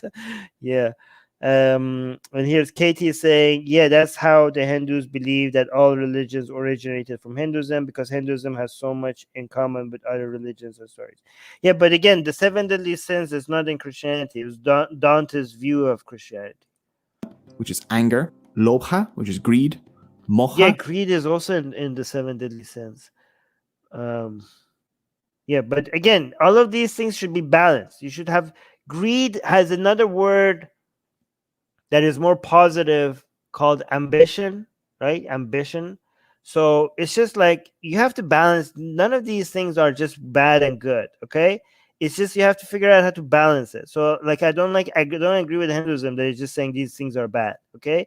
Anger is sometimes justified, sometimes it's not justified. Being ambitious in life and trying to improve your situation is good, but if you're obsessed with constantly going further and further rather than enjoying life as is, that is too much. Lust is also very good, but if you're a sex addict, it's going to become like a major cost to other sources of pleasure in your life and your relationships, and the people that you love. So all of these things that you need to look at them individually and analyze the balance between satisfying them and other desires that you have. None of them is by itself inherently good or bad. Okay, so again, Hinduism is like, you're like, oh, it's very complicated and nuanced. No, if you're thinking, I had a more nuanced take on all of these things than Hinduism, which is supposed to be very advanced in philosophy. My opinion on these is way more nuanced than Hinduism. David is saying Hindu wedding celebrations are amazing, as well as festivals like Diwali, Holi. Eventually people will leave superstitions, gods, and goddesses behind, but cultural Hinduism is not going anywhere. Yeah, I hope it's not going anywhere. I like culture. Okay, so by culture has two meanings. I have to repeat this every time. Culture has two completely separate meanings, and one of them is values, the other one is traditions, right? Uh, Values, I don't like multiple, like there are superior values and there are inferior values. Superior values are enlightenment values. Inferior values are all other values, and they should be defeated and destroyed. Okay. So if by culture we're talking about values and way of life and guide to life, no, there's only good ones and bad ones, and the bad ones need to die out. But by culture has a second meaning, which means traditions. It means like art, poetry, dance, food, fashion, um, architecture, um, music, right? Celebrations, festivals. Okay, that all of them are great. More of them, the more of them are, the better. In fact, we should mix them, match them, make more of them. Keep the old ones, make new ones. The more, if that's what we mean by culture, and you have to show people that you could enjoy, just like David is saying here, we have to show people that you could enjoy traditions without believing in bull crap. You don't have to believe in nonsense to be able to enjoy Arabic calligraphy or beautiful mosque. I don't have to believe in your Quranic nonsense to be able to look at a beautiful mosque and be like, oh yeah, that's beautiful. I don't have to believe in these Vedas that they're literally true and that there's any divine source in them to think like, oh my God, your God stories about your gods are epic. You could keep the stories, you could keep the tradition, you could keep the arts, you could keep the food, you could keep the festivals without believing in nonsense. Okay. Yeah, in fact, I tell Muslims that as well. I'm like, you guys have no idea how much fun Islam is if you stop believing in it. Islam is much more fun if you don't believe in it. Hinduism is also a lot more fun if you don't believe in it. What is this? Murtad is saying we should do Zoroastrianism next so we can see some of the similarities between them because they have a common origin and are sibling religions. Yeah, people keep recommending that. I'll do one of Zoroastrianism next. You want me to do one of Zoroastrianism next? I will do one in a future video. Okay. The caste system is a spirit of Hinduism. Okay. Hold on. Where is this? Katie is saying, I love the artistic culture of Hinduism. Yeah, me too. Sari is one of my favorite clothes. I don't like the pants in sari, okay? But other than that, yeah, it looks good. Sari is one of my favorite clothes to wear. But the moral values and superstitions of Hinduism make it crap. Exactly. Thank you so much, Katie. I like the food. I like the art. I like this. I like this. I like the imagery. Just every time you look for Hinduism and you look for images, you just see so many beautiful images. It's just beautiful. It's just beautiful. And the stories are the best part. There is Cali. Oh, there's a Cali festival. God damn it! I wish I could be in India for the Cali. Imagine if I could go to India for the Cali festival. You could get rid of your crazy people so I could come to India. British Pakistani atheists are saying one of the parts of Hinduism, Pakistanis have kept is the elaborate, colorful weddings. Yes, yes, yes, yes. My MKV is saying you have to read about Dharma. There is nothing governed from sky. Okay. Varna is same as Kai. Okay. Everything I'm, by the way, MQV, everything I'm studying, everything I'm looking at, everything I listen to other Hindus say contradicts your views. So I don't know. Maybe you have your own personal Hinduism. Objective reality saying you have an inferior template. Culture is good. Faith is bad. Traditions can be good and bad. No, traditions can be just good. Like, what's wrong with having more options for people choosing what food to eat, what clothes they wear, what festivals they join? Culture, and again, no, culture means culture. Again, this is how people use culture.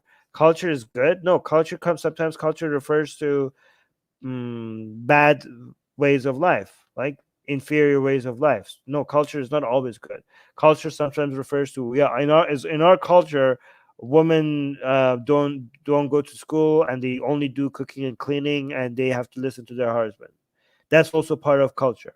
Okay, and that culture is not good, and that's an inferior way of life and it needs to be eradicated. ABG is saying you might be mob lynch if you come to India for Cali festival. Aww. Okay. which is unrealistic attachment to things, people, and power. Mata, Oh wait, what is that? Moha is unrealistic attachment to things, people, and power. Isn't that kind of like greed already? which is unrealistic attachment to things, people, and power. Mata, which is pride. My God, pride, and now we have jealousy. This is the seven deadly sins, guys. This is the exact the seven deadly sins is the exact copy of this. Dante sue Dante for copyright. And Matsarya, which is jealousy. Yeah, this is By Dante. following their Dharma. My God, this is exactly word by word. Okay, David is saying religious books are man-made, but these books are very important from a literary perspective. Yeah, religious books should be taught as literature because they show how humans have grown with time. Yeah, I say that all the time. I love really. Here's the thing. I say I love and hate the Quran. For example, I hate the Quran when it's used as literal truth given to us by Allah and a guide to life. If you look at that, if you look at the Quran, for example, like that, it's a disgusting, vile book that needs to be eradicated as a guide to life. Okay, but I hate the Quran as if you look at it like that. But I also love the Quran as part of history, as part of mythology, as part of people telling stories, and as a way for us to look at what people as a time machine, as a way for us to, as like a mirror for us to look at ourselves into our past and look at humanity's attempts to make sense of the world and how to govern and how to make sense of things to each other and how to play politics with stories, right? And for us to try to solve the puzzles of these religions and where these came from and where did they get copied from and why was this hadith used here, where did it come from, what was the political motivation behind this one, who came up with this, and trying to solve these mysteries is so beautiful. It is so beautiful if you don't believe in it, and you can learn a lot about humanity and about our history and about civilization if you treat it as historical literature and part of our history rather than divine commandments from the universe or from a god, right? So I completely agree with you, David. The problem with these religions is that people believe in the superstitions, not, but again, if you don't believe in it, it becomes very, very Not just interesting, but also useful. Wait, hold on. Where was I? The Soha is saying the Kali Purja festival date is decided by the lunar calendar. This year is on 14th November 2020. We should do something we should do something for Kali on 14th of November. I have to think of it. And avoiding the Wait, hold on. Let me see what you guys are saying. Okay, okay. What are you talking about? Definitions of literature, written works, especially those considered of superior or lasting artistic. I don't understand what you're talking about. What are you talking about? these 6 temptations, a Hindu can break the cycle of rebirth and have their soul merge back into Brahman. Yeah, this is absolute nonsense. But interesting.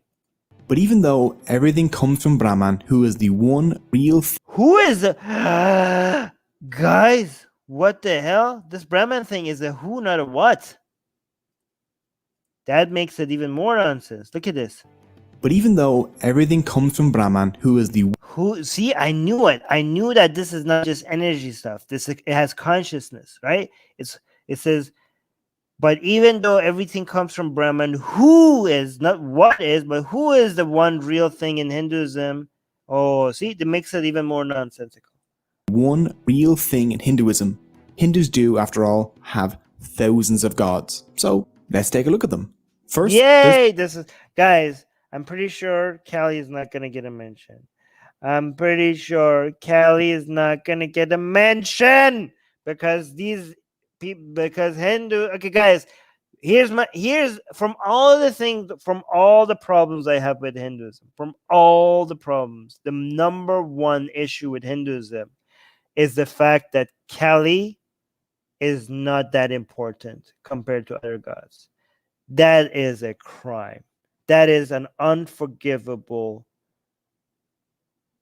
issue that I have with Hinduism. Katie saying Brahman is like the Marvels, one above all on steroids. Oh, interesting. You are too excited for the festival. If Kelly was in reality, then she would have married you by now. Hey, Gurav, I'm gonna ban you. Okay. No, I'm kidding. Ronnie is saying, what do you think about Hindus giving asylum? Oh, this part. I forgot to respond to this part. Sorry. What do you think about Hindus giving asylum to Iranians or Russians after the Islamic invasions and protecting Jews when they were persecuted everywhere? Nice. Good job. Great. Good human beings. Do you think does anybody think that does anybody say that because they think I specifically have to be appreciative because they were Iranians and I'm an Iranian? Because I'm not that tribal.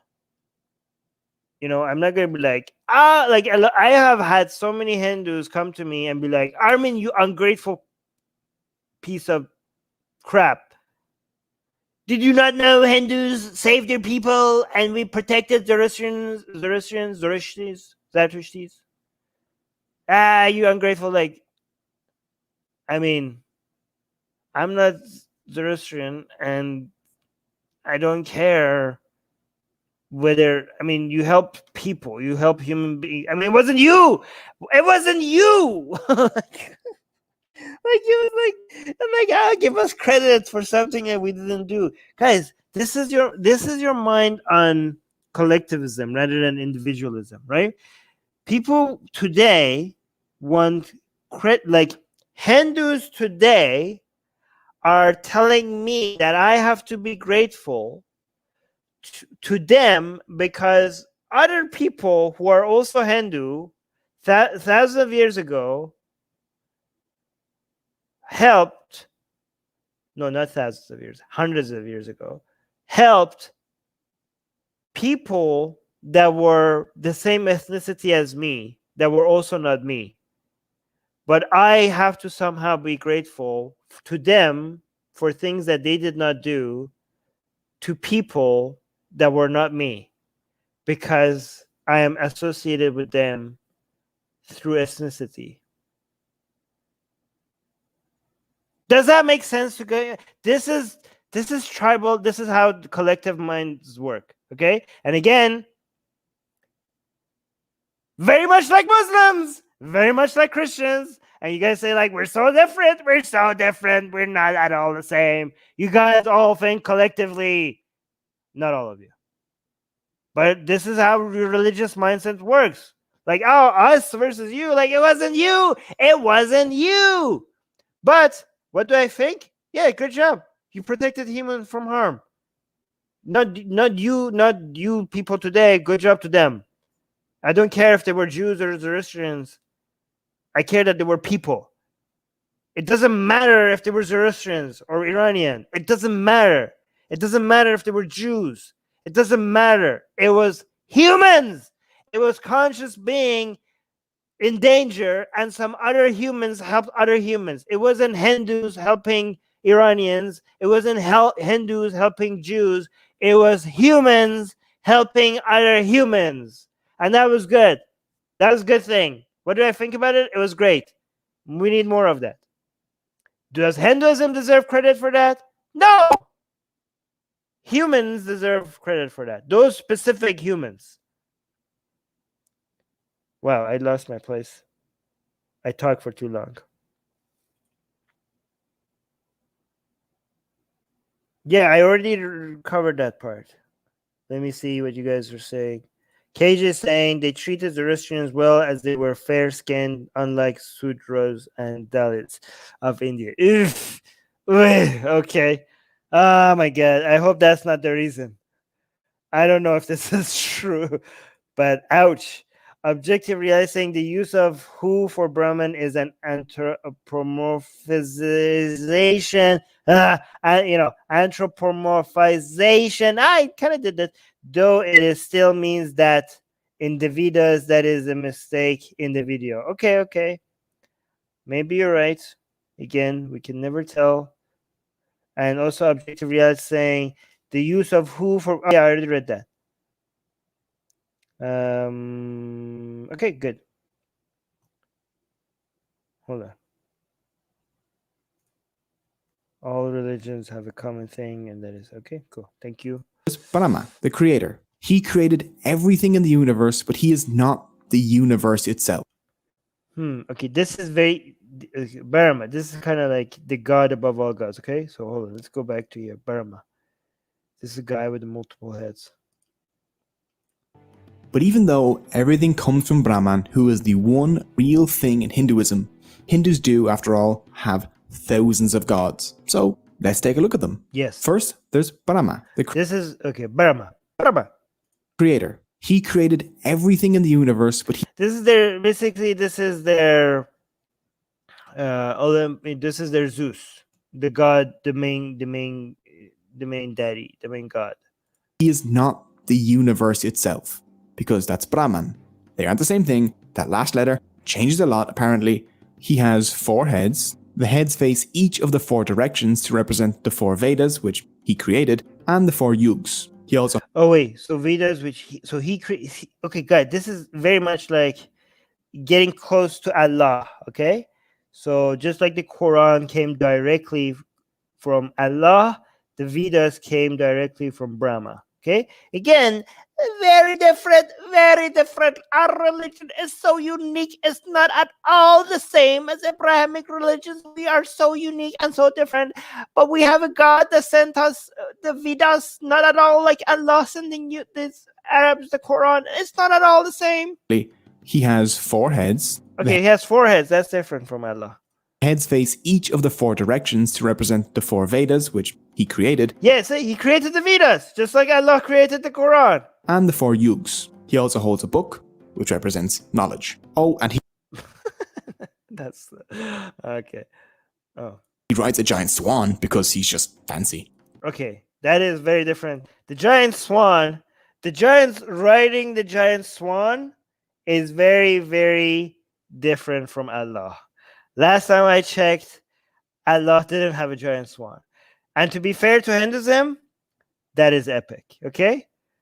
Allah, when it comes to Brahma versus Allah, Brahma wins because Brahma has a giant swan.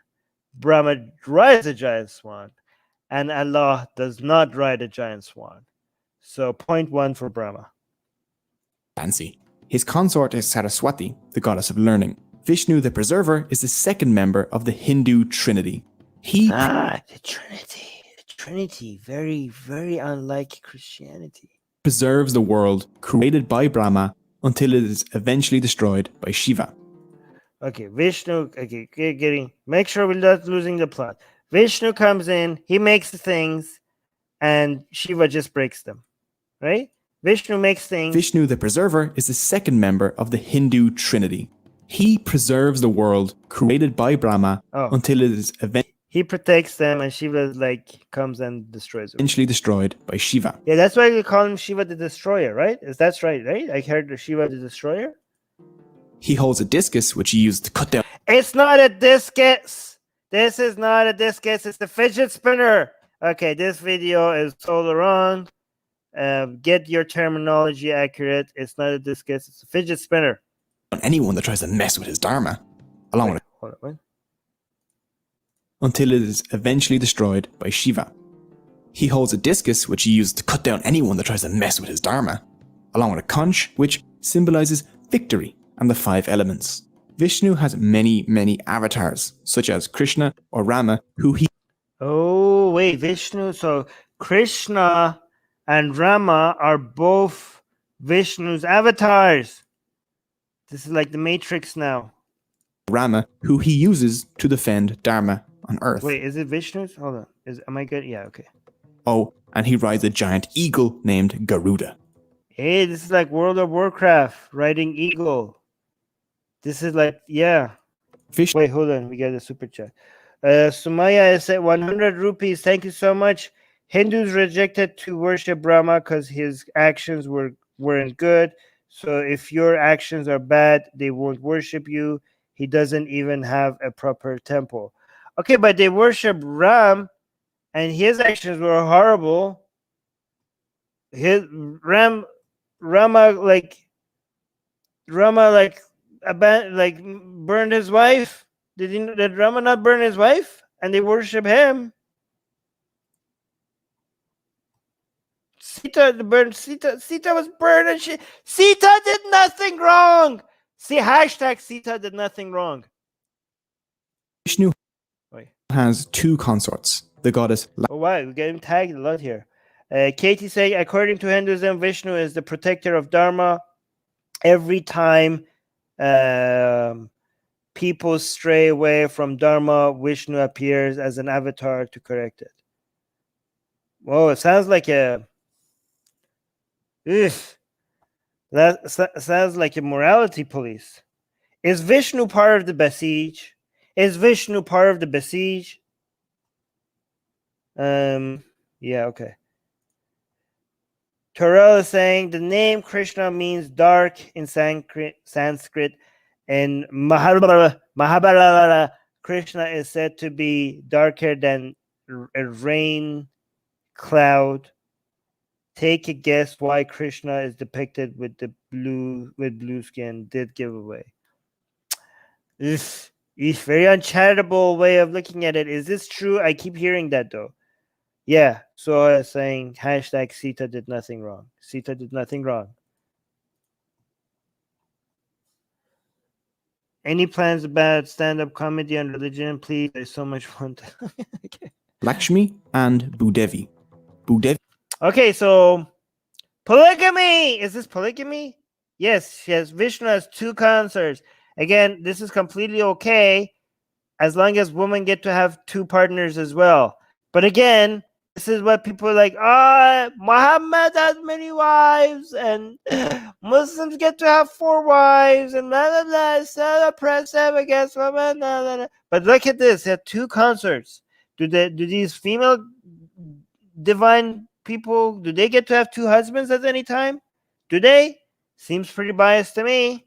Devi is the earth goddess, and Lakshmi is the goddess of good fortune and wealth. Next. Is there any goddess in Hinduism that has 2 gods, holding 2 gods on her side like this? Huh? Is there 2 male gods? Like I have 2 male god consorts. Again, so see again, so much like Islam. We're not like Islam. We're unique. We're we're not like Abrahamic religion. Blah blah blah. Look at that. Look at you guys. Look at you guys. Katie is saying Krishna also. Ooh, I can't say that word. Ard Rukmini on the day of her first period when she was 8 years old. Wait, are you guys serious? Why are we not covering this? Is this true? Hinduism is 1 year ahead of Muhammad when it comes to. Jeez, okay. Guys, we need to cover this crap. Okay, you guys are not like Islam. You're ahead of, when it comes to that department, you're apparently worse than Islam. Okay, what is this? I don't know. Yeah, guys are saying no, yes, I don't know. Getting conflicting reports. Next is Shiva the Destroyer, the third member of the Hindu trinity. You don't look like a destroyer. Okay, yes, Shiva the Destroyer. This is your most badass god, right? It's his job to destroy the universe in order to prepare for its renewal at the end of each cycle of time. Okay, what does he do in the meantime?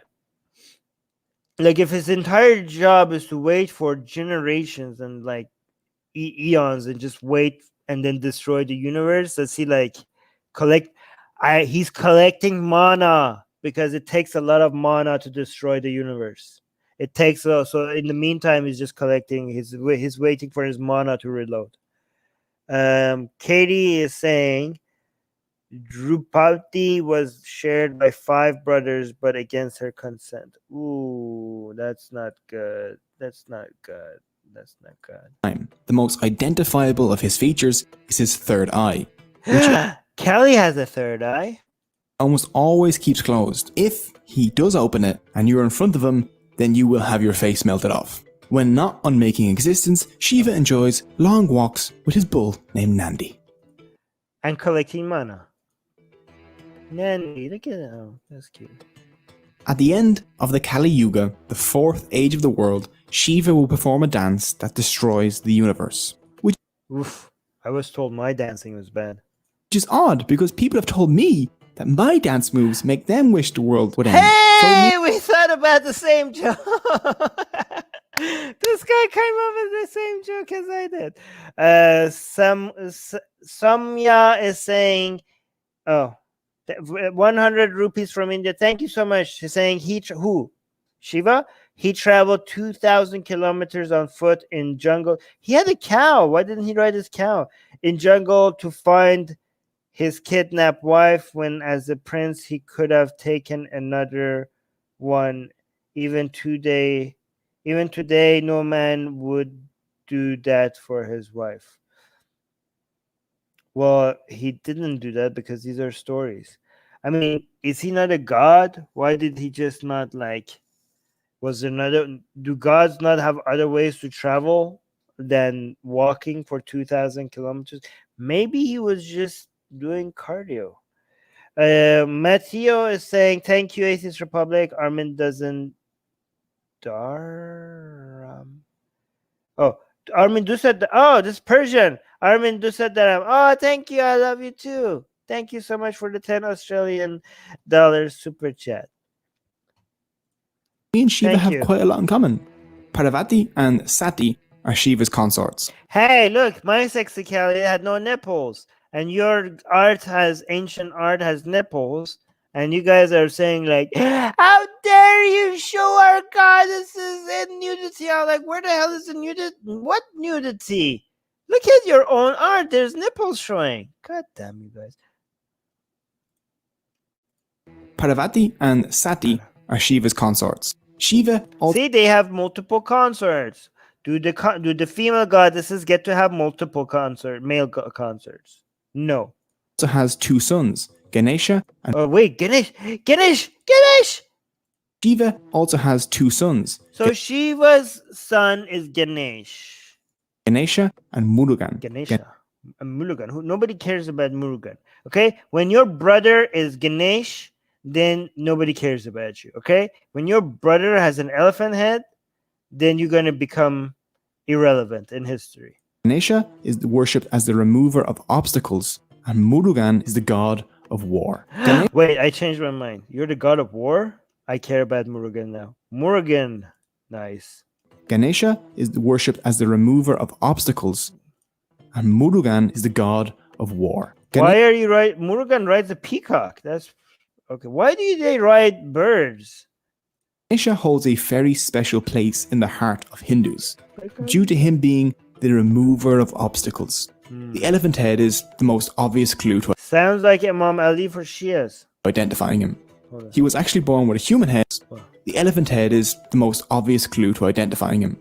He was actually born with a human head, but after Shiva cut that one off, he kind of had to make do with an elephant one. Yeah, Shiva needs to chill out. He came home and he was like, "Who is this baby?" And without normal people, when they see a baby, they go like, they don't know who it is. They go ask around like, "Whose baby this is?"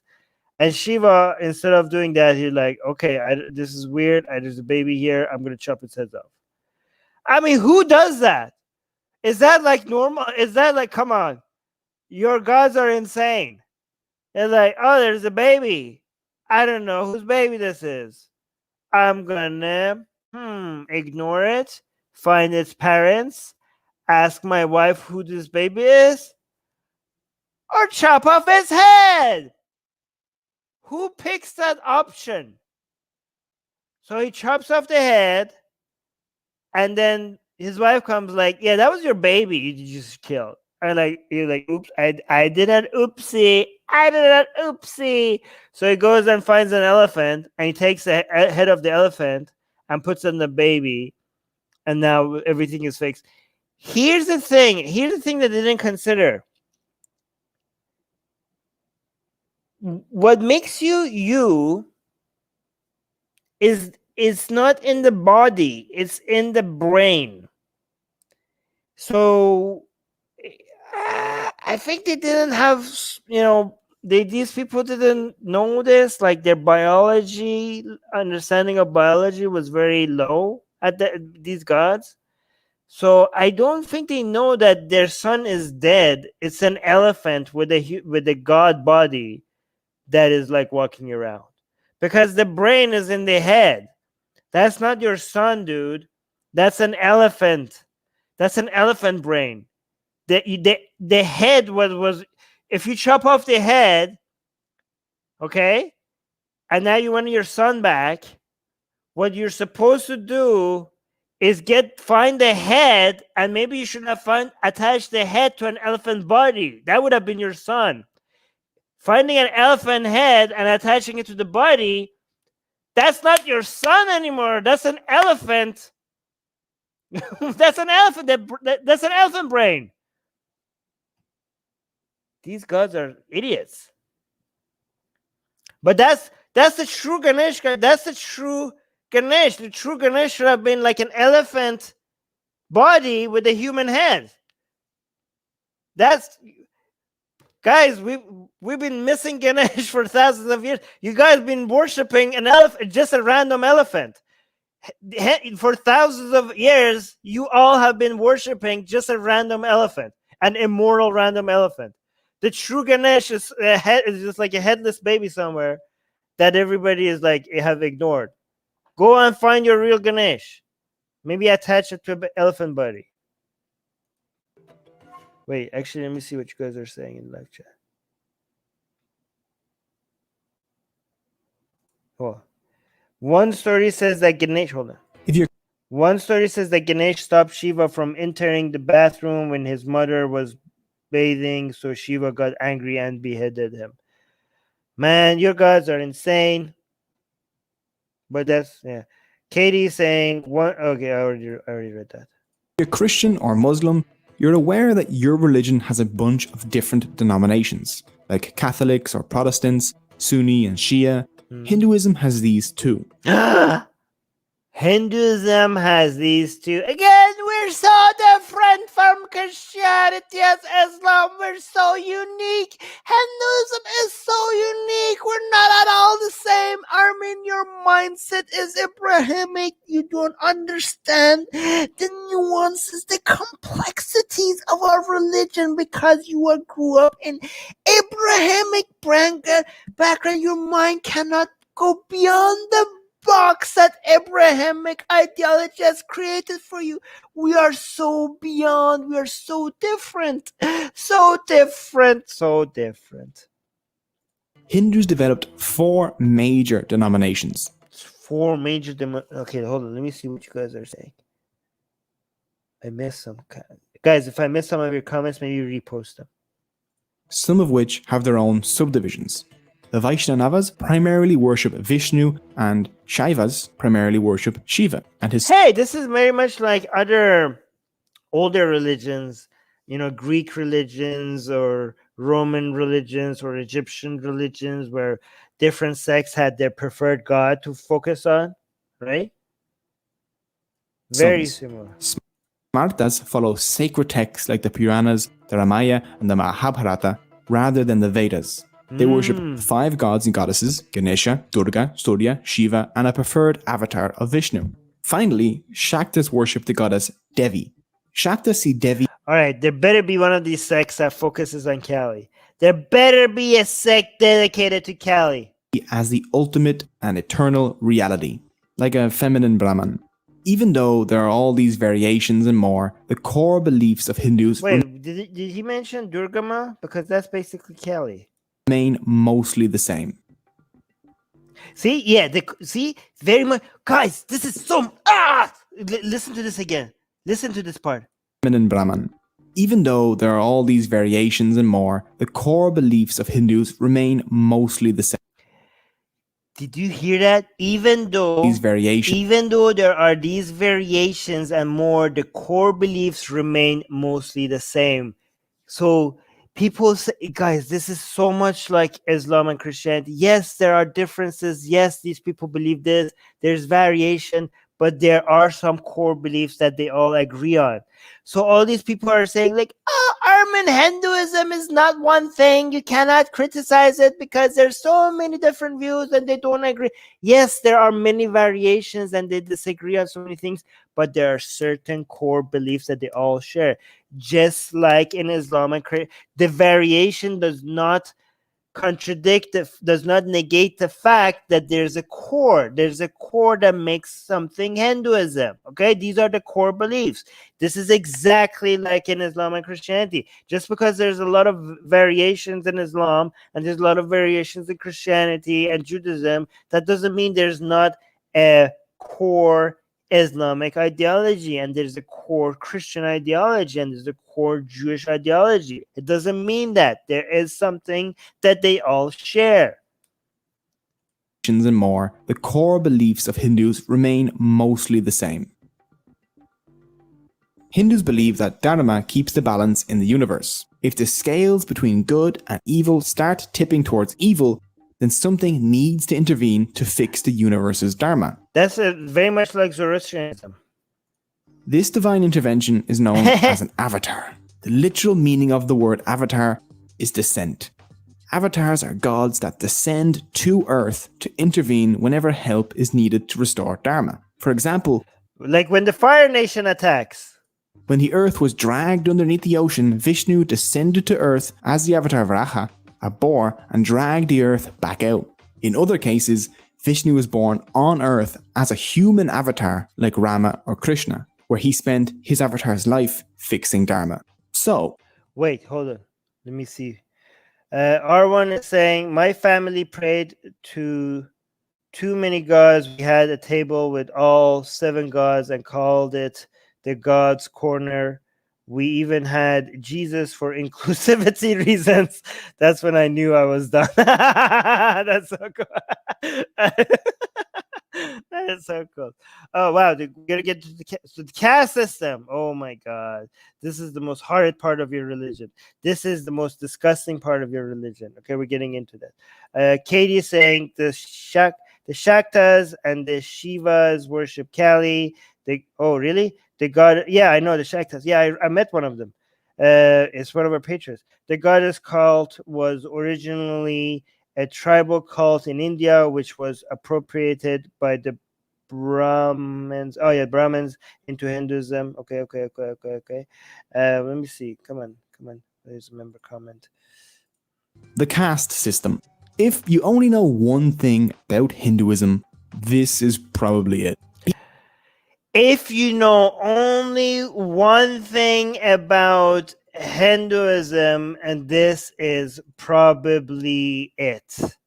What does that tell you? If you want to divorce, by the way, guys, I need to keep highlighting our member comments. I keep forgetting to do that sometimes, right? So if you're a member, I'm supposed to highlight your comments unless, make sure you tag Atheist Republic so I can highlight that, okay? But guys, what does that mean? If you know, that means that casteism, and Hinduism are inseparable. Did I say right? Yes. So do not, that's something that is a part of your religion that you know that's wrong, and you know it's disgusting, and you know that it's a part of your religion. Hey, Susanna is here. Susanna is saying casteism is one of the most evil inventions of mankind. Yes, and it's by Hinduism. So thanks for yoga, but if casteism, I mean, if we have to give up yoga to also get rid of caste system, I think we should get rid of yoga. I think it's a fair trade, right? If we lose yoga, but we also lose the caste system, I think the net result is positive. Ronnie is saying, when are you desecrating Sikh holy books? How do you do that? You cannot get a hold of. They guard that crap. They have their Sikh holy books are like living things, right? So they have bodyguards for them. What do you want me to do? Go steal their property? I can't do that. How do you get Sikhs in India try to bring a law that would have sent people to prison for 25 years for desecrating the holy book? Okay, I will if I get my hands on one of their holy books, but I don't think I could get my hands on one of their holy books. And also, I have to own it. I cannot steal someone else's property, okay? I have to legally be able to own one of their holy books, and only then I will desecrate it. It has to be my property. I cannot destroy other people's property, okay? People see it as an oppressive system that locks people in place based on their birth. And for a huge part of history, that's what it's been, unfortunately. Let's do a quick explanation of what the caste system is. In Hinduism, there are 4 castes or classes that you can be born into. There's the Brahmin, the priest, the Kshatriyas, the warriors, the Vaishyas, the traders, and the Shudras, the manual laborers. Hey, there's one more outcast. The outcast is below it. The Dalits. I mean, these are the caste, and then there's the outcast. The main basis for the caste system can be found in the Bhagavad Gita and the Rig Wait, Veda. is it not going to say that this is actually the parts of the god's body? Like this is the head and this is the feet? It's not going to say that? Okay. Basis for the caste system can be found in the Bhagavad Gita and the Rig Veda. Krishna says in the Gita, I have created a 4-fold system in order to distinguish among one's qualities and functions. The Rig Veda also refers to the 4 castes. This is so bad, guys. This is basically heritage deciding your role and your worth in society. It says too much emphasis on blood. N. Gibson is saying Hinduism is casteism plus most as what is this? Asanine? Is in yogas. Asanas in yogas are imported from gymnastics. You mean from the gymnastics as in from the Greeks? What is that? Hold on. Is it? No, I don't think so. I mean, what they did in the gyms, the Greeks said was different. Maybe, I don't know. And the Greeks, the Greeks came like thousands of years later, but I don't know when the yoga was made by the Hindus. Ronnie, by the way, thank you so much for the 400 rupee super chat. 400 rupee super chat. Thank you so much, guys. It warms my heart to get like support from India. It's so nice. Thank you, guys. Ronnie is saying buy their holy book from Amazon, and then you can desecrate images of Sikh gurus. Okay, I could do that. That would be cheap to do. I could print it. Sikh gurus. Sikhs in Canada will be chasing. Hey, I don't want to be chased like that. Okay, I'll do Sikh gurus. Can I just like print their text on paper and just desecrate that? Humans were created from parts of the god Purusha, the Brahman from his face, the Kshatriya from his arms, the Vaishya his thighs. Oh yeah. See, this is it. This is what I was talking about. It's the caste system is based on the body. Created from parts of the god Purusha, the Purusha. Brahman from his face, the Kshatriya from his arms, the Vaishya his thighs, and the Shudra his feet. This system was supposed to assign people functions based on their abilities, not their birth.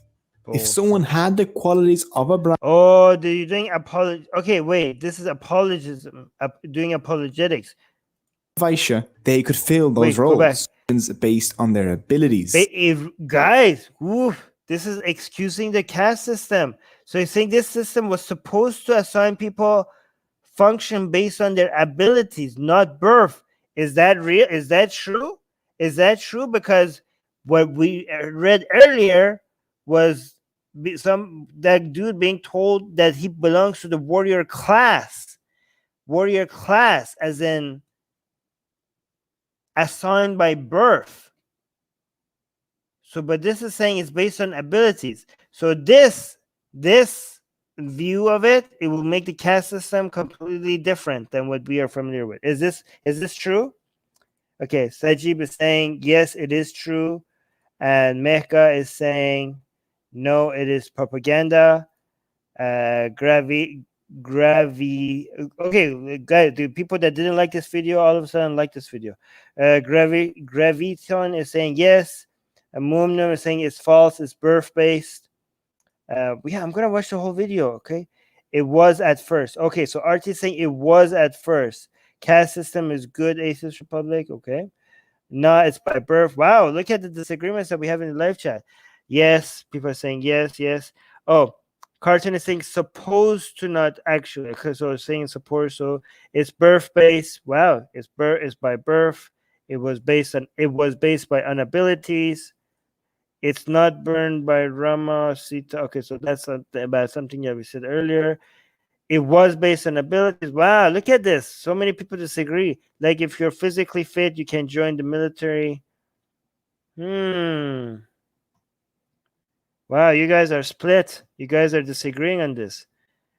Yes, it is true, but it was changed afterwards, so now it's birth. Okay, so it seemed like originally the caste system was not based on heritage or blood, not based on birth, but eventually it turned into being based on heritage. So here, Katie's saying the caste system is codified into the major Hindu books, and it can be easily proved that the castes are by birth because quality is based on birth due to karma of previous life.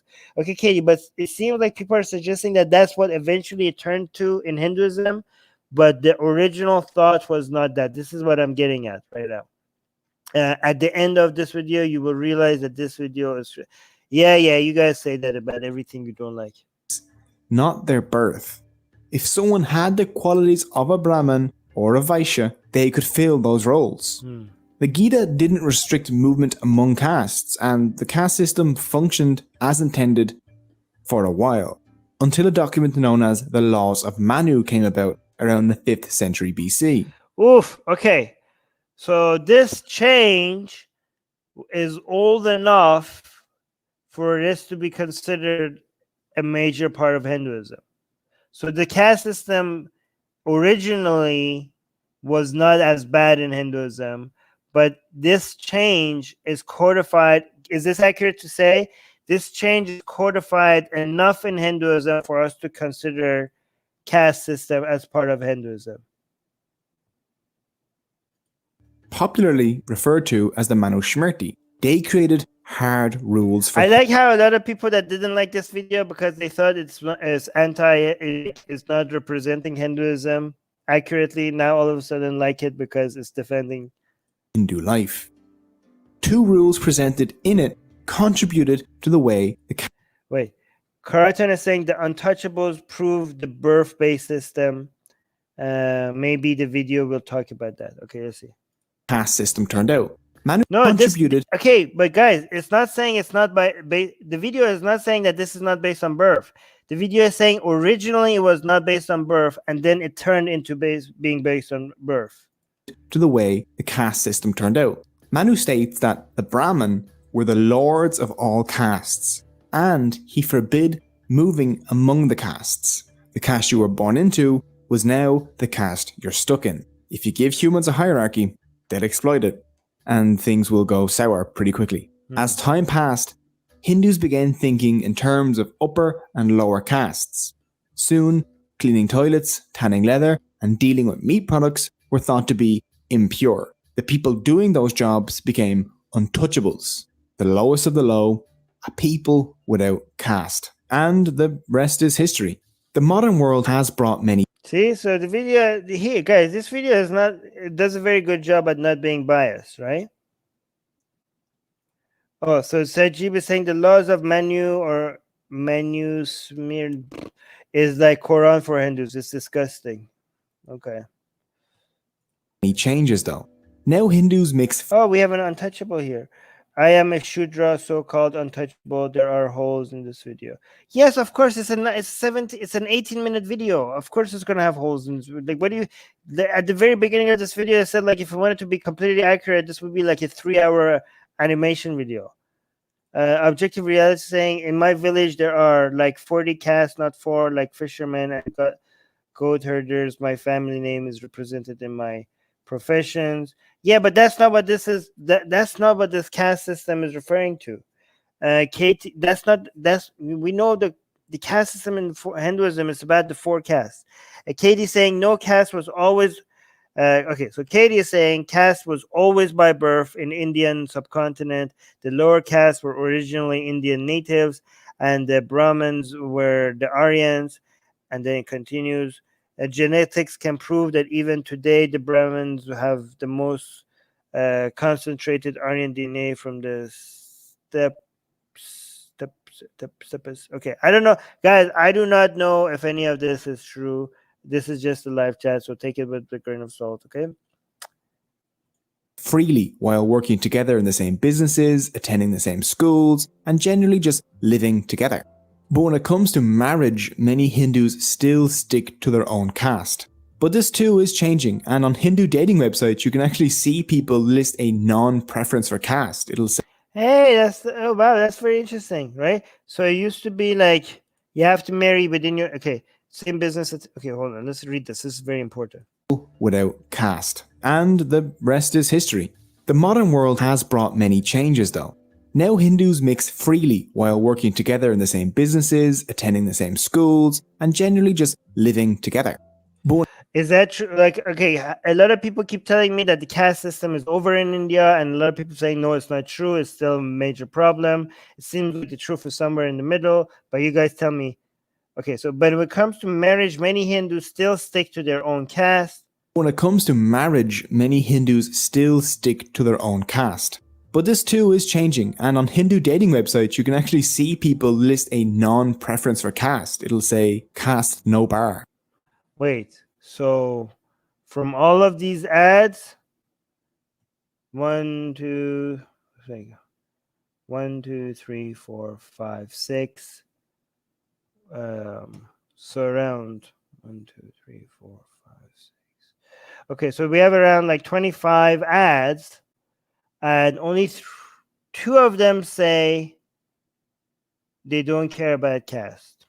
The rest have are caste specific. So 2 out of 25 ads are saying, well, wait, is that am I reading this right? I have no idea. So those are the basics of Hinduism. It isn't even close to covering everything. One video simply can't do it. Hinduism is too diverse, too deep, and means too many different things to different people. But yeah, but you also said they have the same core beliefs. Learning even the basics of this fascinating and ancient religion gives us an insight into the worldview of over 1 billion people. Yeah. And I hope you enjoyed it. You can find all... Yeah, guys, make sure you check this channel. It does very good videos. And I'm going to do the Zoroastrianism. I'm going to do from the same channel. Okay? I'm going to do from the same channel. Guys, can you tell me in the live chat what do you think about the situation of caste system right now in India? How bad is it? Croton is saying the video is excusing it. Hindus definitely prefer same caste marriage, and there's a lot of discrimination. Yep, I know. Yeah, we covered the news on that on Atheist Republic. Dark is saying if it was ability based, there would be no caste in 10 generations. No, so the video does not say, the video doesn't say it's no, that is not ability based. The video was saying that, no, sorry, the video was not saying it's ability based. The video is saying it is based on birth, but originally it was something else. That's what the video was suggesting. And you got some of you guys are disagreeing with that. KG is saying castes are still living segregated in rural areas, and lower castes still mostly involved in manual work, and nobody other than Brahmins can be a priest. AJ is reminding everybody to like and subscribe. Thank you, AJ. Dalit, dear Armin, please raise more voice for Dalits. I'll try. Yeah. We cover, okay guys, whenever there's something bad happens to Dalit because they're Dalits in India, Susanna is on top of that. She knows, she's Susanna, and also another person that I cannot mention is helping us, making sure that we cover that news. Okay, so we are trying to, it's not me, it's our entire Atheist Republic team is trying to raise the, make the Dalit voice a little louder. Hinduism is a real definition of discrimination. Oof. Okay. That was like, okay. And let me see what else we have here. Just going to do a few more comments and then we go. Caste system of slavery. Almost all manual scavengers, even today, belong to the manual scavenging caste. I don't know what that is referring to. Amoeba saying the word. Okay, guys, Amoeba is on Twitch, so make sure you guys follow us on Twitch as well. Link is in the description. The word Shudra is used in the Vedas only once, hence many scholars think it was added later. Wow, that's very specific. Okay, I'm gonna. Only a small portion of population marries intercaste. That's sad. Only a small portion. Okay. Guys, I don't, by the way, this is just a live chat. I'm just reading a lot of the live chat is from India right now. So, but again, take these with a grain of salt, okay? Be skeptical about everything you're reading. Katie's saying if it was by birth, the Rig Veda would not have said that which castes were born from which part of the god. Hey, that's actually, whoa, Katie, very, very good point. Why, if it originally was not by birth, why did it mention that they were born from this? They were born from this part of the god. Very good point, Katie. We are also taught in school about caste system and how it is wrong. So maybe a little progress. Yes. I know there has been progress. It's true that there has been progress, but it's also saying that it's very bad right now and that there has been a lot of progress. These two are not mutually exclusive. These two can be true at the same time. Yes, there has been a lot of progress and things are still not good at all. Okay?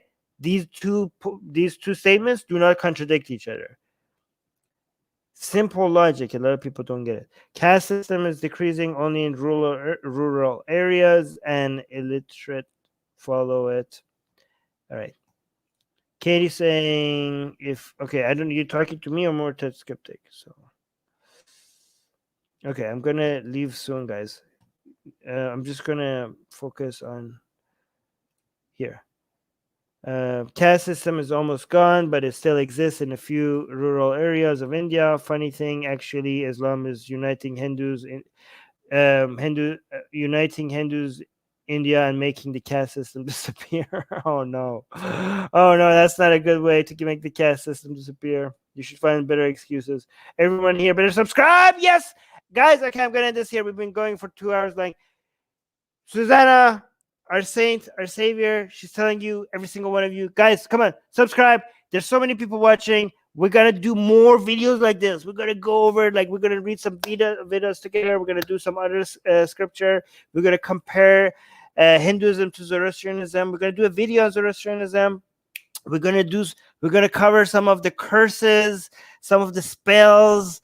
We're gonna do so many interesting things. And hey, if you want to see some videos on Islam, we're gonna do that as well. So we're gonna have a lot of fun here with each other here. Like not in that way, but yeah, we're gonna have a lot of fun. So you better subscribe, every single one of you, guys. There's so many of you watching, so you better you better be subscribed right now. Okay, even if I'm wrong, you can see that highlight opinions that go against me as well, and I consider them. So even if you don't like what I'm saying, you could help me be better. You can help me be better by subscribing and hitting the notification bell. So you can, because if you just subscribe and you don't hit the notification bell, it's not gonna do much. You have to hit the notification bell and then hit all, so you could see when I go live. So do it. Do it now. It's your Dharma. It's your Dharma to hit the notification bell right now. Every single one of you. Every single one of you.